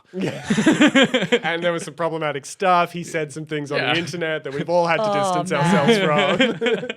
Gengar's almost certainly the bass player in my band. Yeah, absolutely. Yeah, he's had some issues with drugs. I can change him. Oh, you dated Gengar? I straight up dated Gengar. Gengar is in this Nah, I movie want and to he date you looks two. sick and awful. He's the only one that I think maybe breaks the rule of being cute. Oh, but they're ghost Pokemon. They're allowed to be not cute. Yeah, he looks fucking great. He's got the weirdest, most human teeth. It's fucking sick. I love Gengar. The scariest Pokemon in this one is Ditto for sure. And I think Ditto is a fucking triumph. I love what they did with Ditto. Me So too. cool. It's the only twist in this movie that works. It's really good. There's two. Sure. When I No, I realized- agree, I agree. Yeah, The when eyes, it so The good. eyes are really a good design. fully shocked me when I saw it in the first time. I was like, "Holy crap, that's sick! This Ditto's a guy. This guy's a Ditto. This guy's a actually." ditto. Yeah. Yeah, the idea that Ditto can impersonate human beings. Yeah, and that you see it beforehand. Yeah, you see That's it great. and then you forget about it. Yeah. Good Good companion. stuff. Ditto. Yeah. Very powerful. fucking useful. But also, like Also- only powerful because he's jacked up on R. Yeah, because I think normally you wouldn't be able to turn into people is the Yeah, right. inference. And that's the thing that has changed. terrifying. And also, Bill Nye fucked that Ditto, right? Is that why did it? that's just a thing. I mean, that it was happened. Suki Waterhouse for most of the movie. Yeah. It was like hot. Yeah. She's a hot lady. Bill Nye. Bill Nye fucked that that Ditto. Ditto. Not the character in real life. in real Should life. we talk about this movie? Let's talk about the movie. Oh, you want to talk about the movie? You want to dive in? Let's dive right in. Detective Pikachu, let's talk about it. So we start with the Warner Brothers picture logo. There is no cute Pokemonification of the Warner Brothers logo. Missed opportunity. Agreed. It should have come out of a Pokeball Of course. or gone into a Pokeball. Yes. Yeah, it's the Warner Brothers logo. Or the Legendary Pictures logo. It doesn't matter. Just I agree. do it to one of them. I agree. I will say I really like the font that comes next. Which for the Detective Pikachu font. Yeah, all Yeah. of the I really like it. It's actually, I think, my favorite font we've seen. You said that last week about Troy. Yep. And the answer to both of those are sure, dude. They're fine. We start in a mysterious lab in a mysterious Pokemon land. We see Mewtwo is hanging out in a weird bubble thing. Someone's trying to escape the lab. Mewtwo explodes the lab and catch whoever it is. It's kind of this exciting start to the movie, I guess. We cut to a beautiful shot of a Chevrolet car. We love advertising in movies. Mewtwo shoots the escaping car off the highway and it crashes off a bridge onto the ground. We see this about 9 times in this We movie. do see this a bunch of times in this movie, but this is kind of the initial incident that this movie kind of functions around. This is the mystery that we are trying to solve in various ways. Some of them work, some of them I think are shit. Then there's a shot of Pidgeotto flying through a group of Pidgeots or Pidgeys? It's Pidgeotos Whatever. and Pidgeots. Yeah. there's a Honestly, mix. Joss and I had the same debate. We were like, was that Pidgeot or Pidgeot? The They're both. one at the end is a Pidgeot. The two There's at a the front are Pidgey in there too. Pidgeotos. Yeah. They're all there, all represented. Bunch of birds flying around. And this is my first time when I was like, I remember the Pokemon looking better than this. They look fine, but it looks like, for some reason in my head, I was like, this was like a triumph, and now it just feels like CGI. I think it is. Anyway. Justice Smith and his friend, as you said, Karen Sony, are trying to catch a Cubone. Karen thinks that a Cubone would be perfect for Justice Smith because they're both lonely. Good bit. Now that is the biggest insult. If you guys had said Cubone for me, I would have been devastated. You don't want a Cubone. Cubone's a fucking legend. Actually, Cubone walks around with his mother's skull on his head. It's true. That is true. You basically do that. Is Cubone that small? It was tiny. It was a teeny tiny. Cubone's little, Marowak big. Marowak's big. Yeah, because I actually was like, have they got? I was like, maybe I was a bit like, maybe they've got the. I remember Cubone being bigger. Yeah, I thought Cubone was bigger. Cubone tiny. My love notes Cubone were in just, this I movie. already screamed when Mewtwo came on.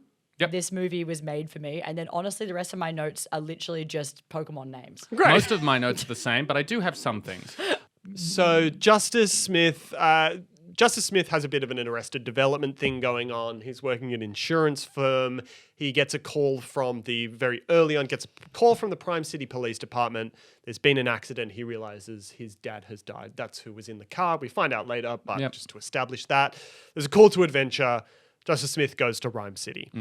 There is a fun encounter with a Lickitung on a train. Lickitung's a good boy. Would love to hang out with Lickitung. I hate Lickitung and would never hang out with Lickitung. He's a cool guy. Too wet. Did you play the Pokemon Stadium minigame? Yes. What is it? It's so upsetting. You have to He picks eat things shit. from a sushi train. Sushi train. And then when you that's do the right. hot I one, he's never- like, ow. That is what he's like. Yeah, He I is was just terrible like at that. it. I was terrible at it. Then there's a promotional video that basically explains the entire concept of Prime City and therefore the movie. Interesting note in this promotional video, the guy where you see the bit where it's like Pokemon, we used to battle Pokemon. That guy is using Blue, which is the Gary Oak stand-in in the original Pokemon team's team. He's using the one that he uses in if you pick Squirtle, so the one both of you guys would have versed, which makes me. There are some confusing things about where this sits in the Pokemon universe. What do you mean? So there is a line in this movie that implies that this is 20 years after the original Pokemon movie that came out when we were all kids, like the one with Mewtwo Strikes Back, which means that I can't like. So I genuinely did not hear what you just said. So this movie, it comes happens in canon in canon 20 years before. 20 years after the I one was that we not all watched as a kid that has Ash Ketchum in it. Okay, so Ash Ketchum lives in this world. But later, Ryan Reynolds sings the theme. I hate think that. Also awful moment in the movie. Doesn't make any sense. I like that the news theme was the theme. That was cool. fun. It was Good. just like a little cute little thing. And I was like, oh, they did that. And then when Ryan Reynolds sung it, I was disgusted. Made me really puzzled, and I think my mental arithmetic that I did, mental gymnastics to get there, is that the Pokemon anime is a series that was created to sort of kidify real world events in a way that people could understand it.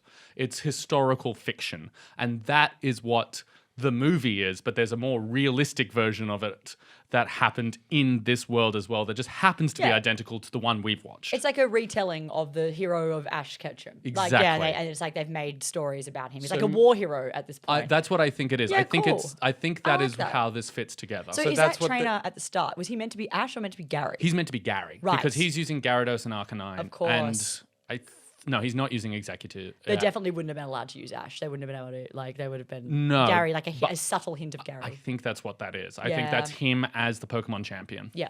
So Bill Nye is some sort of despotic business god that runs the entire city, and Pokemon work and live with humans. There are no Pokeballs anymore. Everyone's in perfect harmony. I'm sure that can never break. Then we enter Ryme City, and there's shots of a lot of Pokemon, and it's the best moment in the movie. Snorlax is Snorlax sleeping. is so Machop is directing traffic. Machamp. That's the A panda best. thing is hanging out in bamboo. Pancham. Pancham. Yep. Pancham. Pancham. What is Pancham's deal? He is a fighting dark type who evolves into Pangoro, the bigger panda that we see. He's a good boy. Squirtles fight fires with the fire department. So good. One of the greatest things that's ever happened on screen. Extremely good. Shame he's not wearing sunglasses. No, but hang on. That wouldn't make any sense because we need Squirtle Squad. I reckon they should have had like a moment where the cops were like chasing down the Squirtle Squad. This is what I'm saying. you talking It is about? it is interweaving canon. The Yeah. Squirtle Squad exists in this universe, but not as true Squirtles. They are the memory. They are the myth. The bit. They're the mono myth of this world. I love it. So What's the Squirtle So Squad? Squirtle, when Ash meets Squirtle, is in a gang. They're like delinquents, and And they have That's glasses where that on. meme comes Yeah, from. they all wear sunglasses. That's his. They That's- wear I sunglasses. I and they're genuinely thought that was a delinquents. That's a Photoshop. No, that's And canon. I believe they reform and become firefighters later. Squirtle Squad's the best. Squirtle Squad's great. I would- Squirtle's good. I would have loved I'm a Charmander a boy, whole but Squirtle movie good. about the Squirtle Squad. I would too. Here's the thing. I would too. Justice Smith talks to Lieutenant Yoshida, Ken Watanabe, the absolute goat, Letters And- from Iwo Jima, Inception, Tampopo, American And- Godzilla's movies, everything. Old man dying alone, filled with regret in this scene. He was Justice Smith's dad's friend, explains that his dad did love him, but that being a cop is way too hard to be a good dad or even really see your child. Something that this movie just takes as rote and never interrogates whatsoever. It's bizarre. The role of police in this world is very confusing. So Justice Smith goes to his dad's now abandoned apartment and meets a shifty-looking Psyduck, my dearest friend of all time. And an intrepid reporter, Lucy Stevens, played by Catherine Newton. She thinks that there's something rotten about Smith's dad's death. She's probably right. He was onto something. Something big. Something big, maybe. Again, this is She's got the scoop. my big problem with, I think her character is underwritten because it should be written like a 30s noir femme fatale. That was fully their intention. I know that's their But intention. she's meant to be like the bad version of that, like a goofy version for kids. I know. I just think that's a weak take. I no, think no, it's it's just, not like good. you can do the kid version, but take it seriously. Don't try and like undercut it. Just do it so she doesn't say it's not sexual. It's just like she's a badass. Yeah. Yeah, I I agree. just think it's like I wish like there's that scene later when they come into the coffee shop and then they're sitting back to back and then they fall over and then she ends up sitting with him anyway. And it's like weak. Just Yeah. do it so they're sitting back to back. Yeah, I agree with that. I think it would have been better if it was carried further on. It feels like that gets lost in this movie. Yeah, it By get- being They literally give up halfway through. they get They rid of stop. the detective out of Detective Pikachu way too quickly. incredibly fast. There's And actually it's- one scene where he's Yeah. a detective Pikachu. A bad choice. Yeah. Yeah, I agree. In his dad's apartment, Justice looks around and finds evidence of his dad researching new stuff. He accidentally opens a purple vial and strange smoke billows out that turns Pokemon, some weird monkey-looking Pokemon, wild Apom? and crazy. What? Apom? Apom? Apom. Apom to you, sir. Then he finds that his dad had built a room for him in his apartment in Ryme City, and this forgives him all for his terrible fatherhood because he built a room there. Some flashbacks happen, and we've realized that Justice Smith's dad has never showed up for his ball game, etc., etc. So how long's it been since he's seen his dad? It could they not tell you. It specify? could be 3 years. It could be 10. He's I hope 21, and I think it's implied he was like 12, 13. So that's about And his 8 dad years. hasn't seen him since then because of Working in the he was city. working cop. Yeah. He was working so hard as a police officer Ryan that Reynolds. there was no way that he could go and visit his son. bad guy. Do you think you'd recognize your dad's voice? I think if it was Ryan Reynolds, probably. What do you mean? Yeah, of course I would. Yeah. Oh, sorry. Yes, of course. The premise of the movie. I thought you were just asking me a genuine question. I was like, yeah, of course I'd recognize my dad's voice. Yeah. I it feel sends like- shivers up my spine. I feel like in order for this twist to work, he needed to have literally never met his dad. It would be great if Danny DeVito was the voice, and then Ryan Reynolds just plays the real him. Better. That would still be better. But then It they would just don't. be less Ryan If Reynolds. better Danny DeVito comes out at the end would have been so good. Hey! So, And Justice is so disappointed. It's Danny DeVito in full, like, I'd be Always Sunny in stoked. Philadelphia vibe. Then Detective Pikachu shows up and he can, of course, speak English. How crazy. Pokemon shouldn't be able to talk. What do we think of Pikachu as a design? Wonderful. In general. so good. Perfect. I Perfect. So couldn't look cute. better. Wonderful. Sec- Adorable. Second question. What do we think of the Ryan Reynolds performance? Really, No, to me, it's a weak spot. of the whole really movie. hard to watch. It's really, really bad. And here's the thing. I want to say, I am actually not anti-Ryan Reynolds. No, he's good I as think Deadpool. in specific circumstances, applied very This sounds like you're anti-Ryan Reynolds. applied in very specific You're talking circumstances. about him like you would talk about a Venom. No, I'm talking about him like a very specific spice. Sure. I'm not going to name a specific None. spice. I could, but I'm not going to. I think if you use Ryan Reynolds very sparingly, he can be very good. In this movie, he's used a lot, and his specific smarmy bullshit character is used a lot, and it is very, very grating, and I think the wrong take on the character. It's the same thing of if Detective Pikachu acted more like a fucking detective, the movie would be stronger. Yeah, he needed to be gruffer, And he Danny needed to DeVito be- would be perfect because Danny DeVito, you can have the whole like he is a gumshoe detective that is like looking around for clues. Ryan Reynolds is he's not doing anything. He's not active. He just makes jokes. I fully agree. I think that this has also suffered. I think when it came out, it was much less annoying because we had just had Deadpool 1. Ryan Yes. Reynolds had just sort I of got agree, this I agree. persona. And so when I first saw it, I was like, Because I had the same, everyone had the same reaction of Ryan Reynolds as Pikachu, the Chris Pratt as Mario. It was the same thing. And then it came out and I was like, fine, that was good. Pikachu's a little sassy boy. I think that's because the movie is slightly stronger than you would expect. Exactly. Yeah. So Not that the performance is better than you'd expect. not that it is less jarring Sure. than you'd expect. Which gave me a lot of meant that it got away. But it's on the rewatch after having a Deadpool sequel and Ryan Reynolds turning his entire public persona into Deadpool that makes it much harder to stomach, Yeah. which is a shame. So they get attacked by wild monkeys things. A-palm. Sure. A bomb. A palm. They've got a palm, a single palm. Wait, do they only have one arm? They have no hands, and then their tail's a big hand. Big hand, yeah. Oh, that's fun, I Yeah. guess. It evolves into... Then they have to run away. They escape this. So, also a problem with this movie is every fucking scene is just them running away. don't All get of me this movie started. is just running away Yeah. sequences. It And I is- think that's and I understand it's like you got your hands tied when you're like, well, you can't Battle Pokemon. battle Pokemon. So there's not a whole lot you can do unless you're going to punch a Geodude. You know what I mean? So they escape by falling down a building chute. Has anyone else always wanted to do that? Yes. That looks so It's a slide. fun. It looks like a big slide. I don't mind that there's as much running away in it, because I like that it's not I like that they're not fighting. I like that it's not a punch-on movie. I think that would quite be enjoy that it runs away. It didn't bug me as much. I think that would be fine if the detective work was the more d- a part of it. I agree. Yeah. If there was more them fucking sitting and looking at files. And yet now the note sounds If terrible. this movie was more like Dark Waters, it would be. And if Mark Ruffalo played Detective Pikachu, That is the cast. That's the casting. That's the casting. It's You're like 100% straight from right. Dark Waters, which I think is actually it might be the same year. It's like he's in lawyer mode, he's in detective mode, Or in you chuck him Zodiac. in there. Yeah, absolutely. You chuck him in there. He's got the pathos. He can do the jokes. He can work in the big system. Like he's agree. been fucking in Marvel for so long. He would be perfect.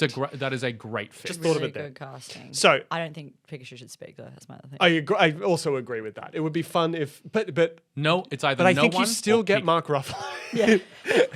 To do the Pikachu voice. You paint him yellow, Yeah, and you do him live action. absolutely. Pikachu. Yeah, exactly. Thank you. Hang on, so why is Pikachu the only Pokemon we hear say their name? It's not in the movie. Yeah. Ludicolo happens Sorry, later. you have to actually calm down. Ludicolo. Okay, there's one, there's two, but then What is everyone else. Unicola? Ludicolo. He's You the ca- guy. He's the guy that screams Ludicolo. He's I swear to God. he looks like a pineapple in a hat. What do you in a want hat. from me? Lunicola? Ludicolo. That sounds It's actually bad. one of the funniest moments of the movie. It's the best joke of it's the probably movie. the best joke in the movie. It's where Detective Pikachu goes, "Thanks for the coffee, babe," and then this duck pineapple Oh, turns around and yes. screams its own name. Yes, no, that is really, really good. Also, actually. also another great moment: Jigglypuff singing at the bar. Really good. So good. And like some of them do, some of them don't. Ditto says ditto a lot. Yeah, Duda says yeah, but like Bulbasaur was like Yeah. yeah instead of like Can you do it? yeah. Anyway, that's So my they- note. They learned that the gas that Justice Smith inhaled has allowed him to understand Detective Pikachu, I think, Nope. and no other Pokemon. Isn't that sort of what's implied? No? Okay. So I thought that wait. as well. So how come? Sorry, by 'Cause this point in it's the his movie, dad. that's what you think, he's right? got a connection Is that you're like, emotionally. something about that allowed him, but it's just because they have an emotional connection. Yeah. Because it's his dad. But none of the other Pokemon can talk to the other people later. No. There is a very strange thing that Mewtwo says that the only way to heal Ryan Reynolds' body is with his son's genetic material. So presumably, He's got to come. he's got to shoot his load into Mewtwo's orifice Don't. to Pikachu's rebirth. Don't. No, not into Mouth? Pikachu, into Mewtwo, presumably, because he says, "Bring me the son and I can heal the father." That is a thing that Mewtwo says to original Pikachu before fusing Ryan Reynolds' intellect with Pikachu. It's a weird movie. Yeah, it's a weird movie. So the reason that he can understand it is because there is some spiritual link between his genetic material and his father's genetic material that allows him to psychically communicate with Pikachu, And his him father. getting And we don't know gassed up. this at this point in the Nothing. movie though. So him getting gassed. So later in the movie, when everyone inhales the smoke, they like turn into their Pokemon. No, that is Mewtwo's doing. Mewtwo's so doing the smoke is making the Pokemon angry, and they can only be swapped if the Pokemon are hostile. If they are in It's a the most fugue state. convoluted and dumb storyline. Yeah, and it's also, crazy. we'll get to it, but the biggest waste opportunity when we don't see anyone in the... She was a Psyduck. Why didn't we I see agree. that? Yeah. Are It you should have been- Oh, you're so right. whole- That should have Why doesn't happened. she try and report the news as Psyduck? The whole And also have the headache happening and like trying to deal and she can't speak. Yeah. And also waste opportunity, just like that should have happened a whole storyline beat earlier. That should have been the conflict. 100%. And thematically, then everyone breaks out of it and now understands their Pokemon better. Yeah. Yeah. No. It's What's the going biggest on, waste of opportunity I've guys? ever seen in my life. I was 100%. like, when that happened, I was like, oh, this could get good again. But then I was like, no, they just It should be didn't show it at all. It should be a great Spider-Man New York City. Ryme City comes together. Their Pokemon and the people are one, truly living in harmony. Yeah. But I think we'll get to it. She was a Psyduck. Such a waste of opportunity. Huge Are waste. you joking? I agree. Psyduck's just my fucking boy. And I love Psyduck so much, especially in this movie, but in general, Psyduck is one of the greatest characters ever written. I think it goes Psyduck and then Jesus Christ. As a great character who was written. Which version of Jesus Christ? The Bible version? No, the one from The Last Temptation of Christ, the Nice. Martin Scorsese film. I think the Jesus Christ Superstar version of Jesus Christ is the ultimate version is the of best Jesus one. Christ. the briefly seen one in Life of Brian. They should combine and then they should do sequences where the person as the Pokemon has to do the thing. So Yeah. Ken Watanabe has to direct traffic as Snubbull. You know what I Yeah, mean? They should do, 100%. has to solve a crime or whatever. It is you know, the most I correct guess take. react to a crime. That's what Yeah, police do. I was genuinely furious. Why wasn't I on the creative board? They should have called you. Why am It's I weird not they on didn't. the CEO Pokemon? We find out that Pikachu is wearing Justice's dead dad's hat and has amnesia. Of course, he can't remember anything, but he has detective vibes. I think that's also very weak from the movie where it's like, I just feel it in my bones. It's like, all right, come up with something better. Pikachu wants to find Harry, who's Justice Smith's dad. He has to convince Justice to come with them. So, I don't think this movie looks incredible, but I was watching it after just watching the Wicked trailer, and I think this movie is so much more vibrant. Like, even in 2016, we were making stuff with better production design and stuff that wasn't this movie deserves to be in widescreen. I don't think it's the best looking movie of all time, but it's like the production design is very, very good. I think the cinematography is decent and solid, and it's colorful. It's on film. It was filmed on film, not digitally. Well, Like very, very I specifically. hate to I'm just be gonna say, guys, I'm just myself. going to correct you. It's 2019, this movie. Yeah. Was it 2019? Yeah. Oh, right. Why did I think it was 16? Because Anyway, I said Pokemon Go. sure. 2000 Okay. came out in Sorry, yes, 2016. 2019. But even whatever 5 years ago, it's like No, I it's still, just- yes, we've come on. Yeah. But It's like, this movie looks nice. Did you not think The Wicked looked good in the trailer? Wicked looks like garbage. I haven't seen I it. think this is my big thing, is that there is a run of movies kind of in the past about 5 years that are between the $150 and $250 million budget that are designed to work both horizontally and vertically, which is obviously the word awful for horizontal, but it's so that when it moves to TikTok or when it moves to Instagram, it still plays. And so everything's in this really close focus and everything behind it is washed out. So there's this shot of Ariana Grande, and then it's Bowen Yang behind her and then someone else. And they're completely out of focus for no reason. Weird. And the whole set, the whole wash of it is compared to this movie, which is actually has blacks. You know what I mean? It actually allows itself to be dark in its cinematography. This movie looks pretty good. I Looks think this amazing. movie Looks looks pretty good. the good. production design is the best part. Honestly, it's Yeah. it's like Blade Runner for kids. Yeah. Sure, yeah. That's the pitch. I would say that's how they made this city look. Yeah, the city Or looks it's Mega great. City 1. I really do think Yeah. there's a lot of Mega City 1, even from when Gotham. there's a taxi in there. Or Gotham. It's you get Nigel Phelps is what you're gonna get. Hey, you got a call. I Sorry. think Pokemon look great. I think the cinematography looks pretty good, and the city looks wonderful. I think those things are a lot of what carry the quality of this movie, especially on the first watch. It's just as soon as you think about the story, it fucking falls. Which is The story is the most convoluted, ridiculous bad thing I've story. ever which heard. would be again. I think it would be fine if the vibes were stronger. I also I don't really the fact that there's plot holes or whatever. Who cares? It's a kids movie, and two, every detective story has weird plot holes that you just kind of deal with. But if the vibes of it were just a little bit stronger and Ryan Reynolds wasn't in it, Yeah. I think this would be. I think if you recast Ryan Reynolds, keep almost all of the dialogue the same, and put Mark Ruffalo into it, and put one more detective scene, because there are two detective scenes. There is the him going around the apartment having set up all the threads, and then there is the. But you don't even see that happen. You don't see that happen, which is the problem. I agree. And then there's the Mr. Mime interrogation scene, Which is Yes. probably the best. which is the best scene in the movie. Sure is. Because they take that, just have so much fun with it. Yeah. Such a dumb concept. And it's hilarious. one of the first scenes that was written. So they sleep at Justice's dad's place. The Pokemon cards exist in the Pokemon universe. Interesting. I guess that makes sense. Yeah, they basketball cards and- or like, I guess Basketball like cards. cards of animals. Yeah. I guess we have those. I guess they exist. They're just not very popular. I think if animals were As Pokemon, cute. we would have cards of them. animals are pretty cool. I know they Well, don't we like can't shoot exist- fire. We Can can't breathe exist fire. we can't just hang out with a bear in the city. What? You know, like That's What- a really good point. there's- That's the point. You Is the can- it's Pokemons are not- chill to hang out. yeah. And we like all Pokemon are kind of domestic in some way or They another. are. Well, Yeah. that, and also like, there are Pokemon that are God.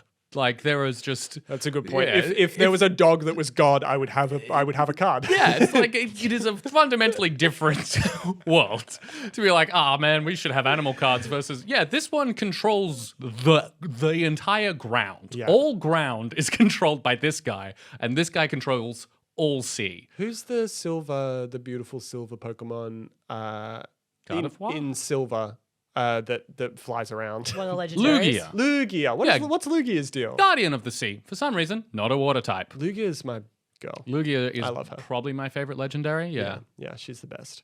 So then, I don't need to do this. sorry, my apologies. My apologies All to Lugia. legendaries are non-binary, which Oh, is that's nice. yeah. I guess.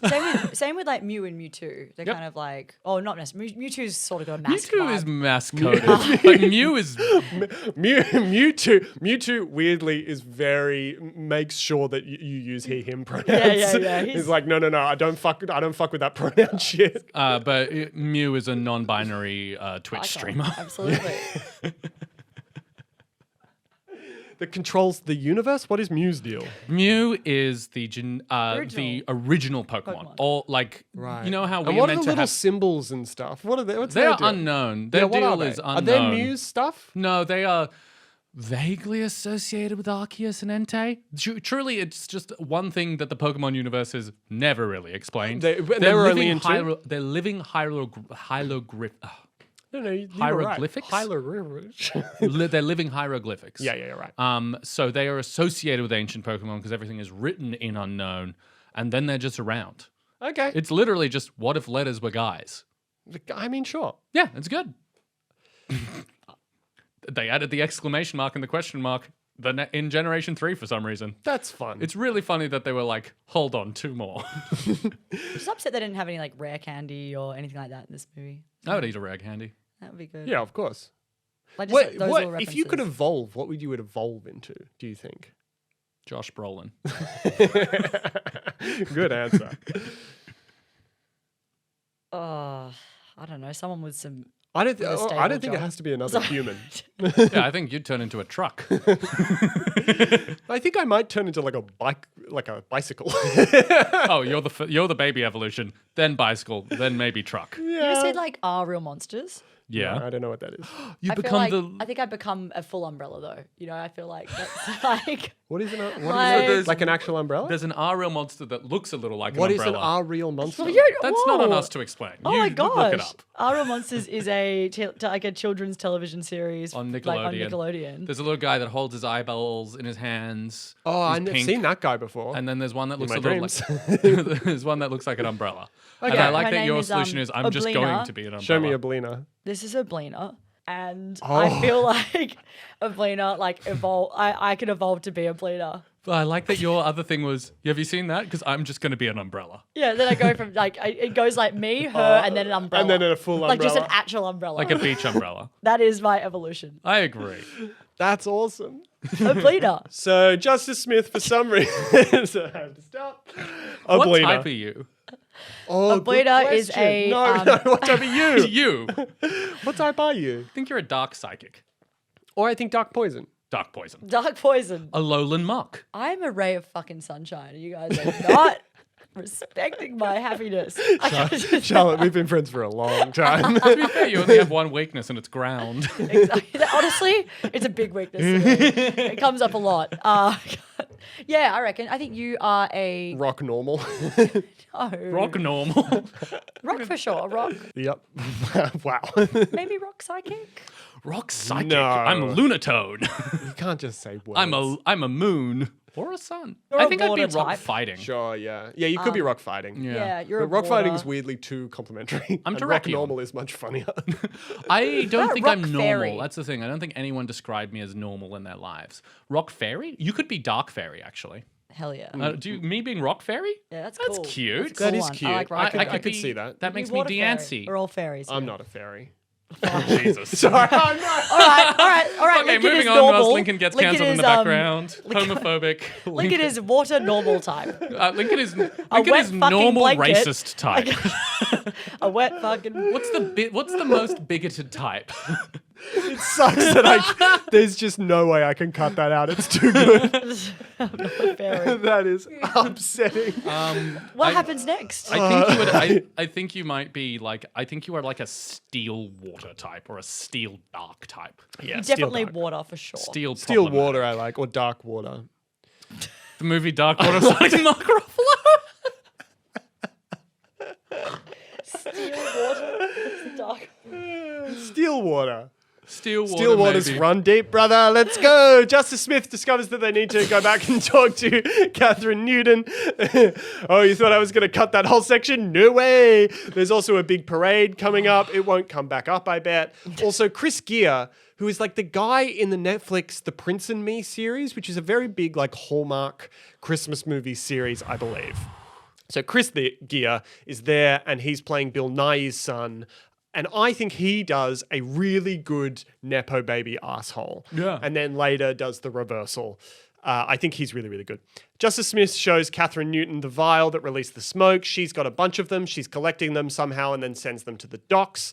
At the docks, we've talked about it. They encounter Mr. Mime. He does a lot of mime jokes. Pretty good bit. I think he deserves an Oscar.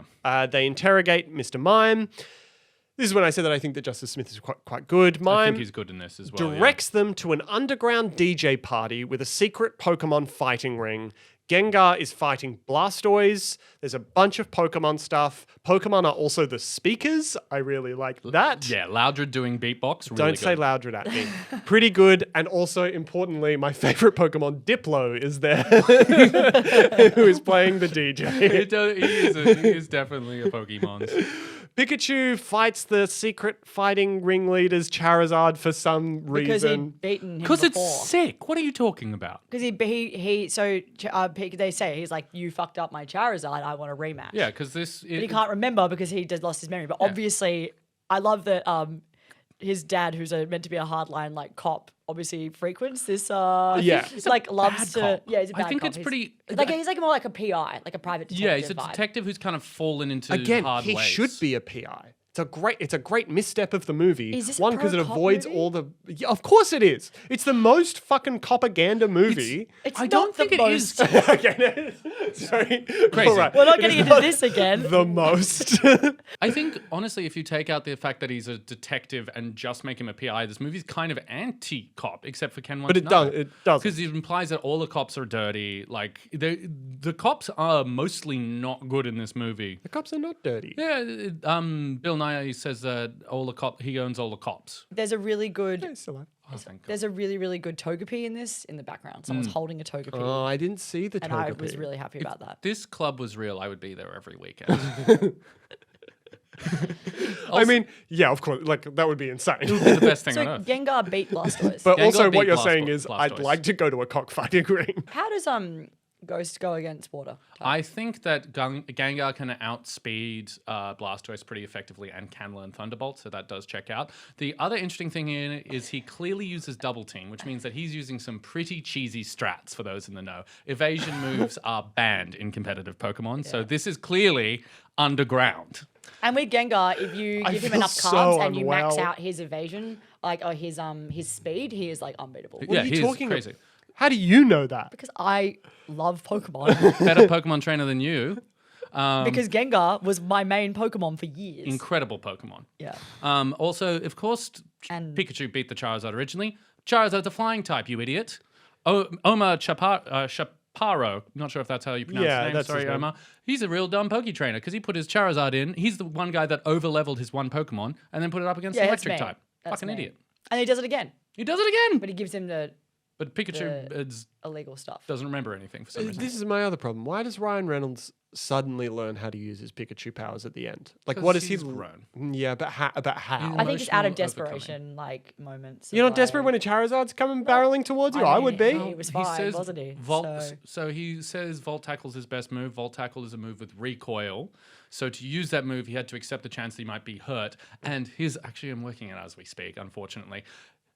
He only has 4 move slots, and he keeps trying to use Thunderbolt. He doesn't have Thunderbolt anymore, so he had to use the one that involved personal risk Wait, why doesn't he have Thunderbolt anymore? because he can only have 4 move slots. But And what he are has his other moves? Discharge, We never Electro see Ball, that. Quick Attack, and Justice Smith says it, and Volt Tackle. So he keeps on trying to use a move that he doesn't have anymore. But when did he lose the move? At some point when he doesn't remember, but that is why that's the answer. It's in there. You asked for an answer.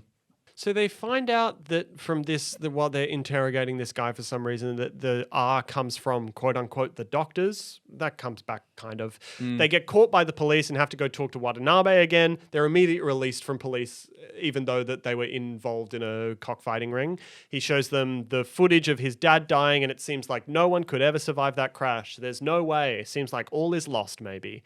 Pikachu says that Justice Smith's dad would be proud of him. While they're having a heart-to-heart, they are interrupted by Suki Waterhouse, who takes them in a big car to Bill Nighy's huge evil office lair. There is an exposition dump where Nige explains that he hired Harry, who is Justice Smith's dad, to find out where the R was coming from. He explains that his son Roger is evil and he's producing the R stuff. That checks out so far. Does that sound right? All checks out. Nige has this advanced holographic imaging, and we can see that Harry was alive after the crash, and then Mewtwo was there. Mewtwo wiped Pikachu's memory and then stole Justin Smith's dad somewhere, He puts him somewhere safe. which of course is not. No, but we don't know that at this point. We No. think that Yeah. I mean, We we think that Mewtwo is a bad guy. We do. We find that Mewtwo. If we've never seen movies. So apparently, if you find Mewtwo, you'll find your father. Something that's true in real life as well. So they go back to Catherine Newton. She's doing the bit that she's in a noir gangster movie, but then it doesn't actually happen. Very annoying. She has info on a PCL research facility, which is assumedly where Mewtwo is. Why didn't she bring this up earlier? Feels like this could have skipped a step. I think she found this information in the intervening time. So they drive to the research facility. Psyduck is still there. He's still my greatest and only friend. I like how she wears it as a backpack. That's so good. Yeah. Did Psyduck. Misty have a Psyduck? That was the Misty had a Psyduck. Yeah, Misty and it had was a- the same thing. Yeah, he was Misty's a big headache. Psyduck, but the problem was in the Pokemon thing is that Misty's Psyduck was always getting them into strife. In this one, Psyduck's a good guy and he's helpful. My problem with Psyduck as a Pokemon is that he's not psychic type. Okay, That's really he's frustrating. to me. water something. Just water. Just water. Yeah, Just I water, know. baby. makes no sense. He's a water bird. He could be water flying. He could be flying psychic. He could be water psychic. But he's just water. It's one of the worst decisions. And then Starmie, a fucking star, is psychic type. Wait, what should Starmie be? Starmie Water. could be rock. It's Rock got a water. big gem in the middle of its head. It could be just water. And then fucking Why are you so execute. mad about this? Because all the types in Gen 1 are really weird. They were fucking inventing Pokemon. They didn't know what they were doing. Yeah, but they should have done better. Or in the second one, they should have just been like, have psychic type. They did that with steel type. They made Magnemite a steel type. Anyway, nah. What is I- Magnemite, an electric type? He's electric original, and then they added steel in the next generation and became steel. I think Electric. it actually should steel and electric. Yeah. Okay. They Yeah, I guess add that makes sense. Yeah, they add stuff on. They break into the facility and they find that Pokemon are being weird in there and they're trying to manipulate Pokemon evolution. So I think that the big driving idea of this movie is that the things you liked when you were a kid are still cool. Yeah. Both metatextually and intertextually.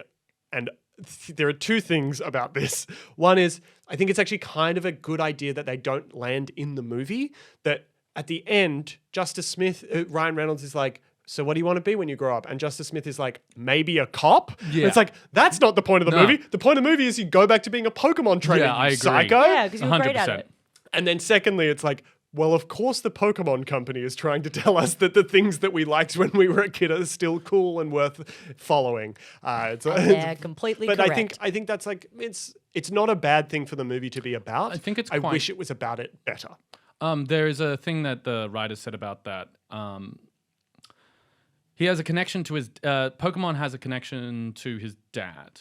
Pokemon has a connection to his dad. So Justice Smith's character, for Justice Smith's character, Pokemon is a connection to his dad, and he's someone who has pushed Pokemon away from him, denying that part of himself. Over the course of the movie, he evolves into someone who sees all the beauty and majesty of Pokemon and reconnects with why he loved them in the first place. Sure. Which is what they were going for as the theme, which I think is very funny and sweet that they took the idea of that the theme isn't extra. It's not like accept yourself or be closer with your father or forgive your parents or don't forgive your parents and stand on your own 2 feet. The theme of this movie is just Pokemon are good. Yeah, which it's is just everyone should love Pokemon, and we love Pokemon. and we love Pokemon. yeah, which is funny and I like. Just seems like to make that point here, his dad should have been like a former Pokemon world champion who then became a PI. Because then that connection to his dad and him pushing away Pokemon. Quite the career change. It's like, well, you kind of retire eventually. Of And it's course, like, yeah, no, you gotta, Or like yeah. a disgraced Pokemon trainer, Whoa. like something like that, Disgrace and for- his for dad, and so that's why he doesn't using never evasion. wants a Pokemon. What if never a- wants, yeah. Using evasive moves. Well, yeah, maybe he opened the fucking ring and was disgraced for that. What do you mean he opened the Up ring? into the ring. You know, the nightclub underground fighting. ring. Oh, okay. Sorry, I'm just Like writing a whole. I thought you were DVD. talking about Charizard again. I was Oh. Okay. Yeah, or his dad, like what if his mother was killed by a Pokemon? sure. I don't think Pokemon would sign off Like on an that. electrode blew up in her face. Sure. That's Only not Pokemon bad. that's allowed to be evil is Mewtwo, right? And certainly not by the end of the movie. Darkrai's meant to be evil. Giratina is the You just keep saying stuff. There's so many of them. and You know so many of them. I know It's all of them. Crazy. Do you think you could name all 900 or whatever Pokemon? No, but if you showed me them, I could at least name their type and probably what their name Well, is. I could probably name their type. You can kind of guess their type from looking at them. What I type's guess not. Psyduck? What type's Psyduck? Yeah. He's a duck. So the cages that are holding the weird Pokemon at the facility are activated, and there are a bunch of Greninjas that escape. I like Greninja. He's a cool guy as well. There's another... Scarf is his tongue. That's the thing I always find so weird about him. Yeah, that's what the coolest thing about him. It's People pretty cool. love that Pokemon. He's cool. Greninja? Yeah. Yeah, I like think him. it's because he was in Super Smash Brothers. I think Yeah. that has something to do with it. Ash also had one that was like a fan favorite in the anime. Okay. No, sorry. I didn't mean to sound so dismissive. That's That great. time you did. That time I did. Actually, I hate Pikachu purely because of Super Smash Brothers because fuck, my friend always used to play Pikachu and destroy me. And also, it does like a weird sexy Pikachu. It goes, Pikachu. It's bizarre. It does. Not a read I've ever heard. It's so bizarre. Your problem with the Pikachu in Super Smash Brothers cock tease? too horny. It's weird. It's like, why Such is a it flirting? tease. Why is it flirting? I feel uncomfortable. This Pikachu never puts out. This frigid fucking chew. It's weird. Going around the circle getting Okay. cancelled. So there's another hologram exposition dump where Rita Ora talks about how they're extracting Mewtwo's DNA, which is the serum R. Why is it the serum R? Is there any because it was produced by Rare or something? Is that what it is? It's to reference Team Rocket without actually being Team Rocket. Rocketo! They're blasting off again. They are. So this is in the flashback. Mewtwo breaks out in the hologram, and then we find out that Justice's dad, Harry, actually helped to catch Mewtwo. Okay. So is that correct? Yes. Yeah. So he discovers then, so it's like basically just the unpacking of this same scene over and over again, which I don't think is actually, I think that's a good That's a structural good detective idea. structure. It's a good detective structure. I think the constant hologram thing is just kind of a bad way to do it. I think it's just just a little weak, weak. but I think it's kids' movie. Sure. Also, why is Rita Ora in this movie? As For a like scientist? 4 seconds. Strange. Yeah, very weird. Bizarre. Weird. So after all this exposition, they find out that Catherine Newton has gone missing. She's been captured by an evil Greninja very briefly, and then the Greninja lets her go. They run away, and they escape the facility pursued by Greninjas.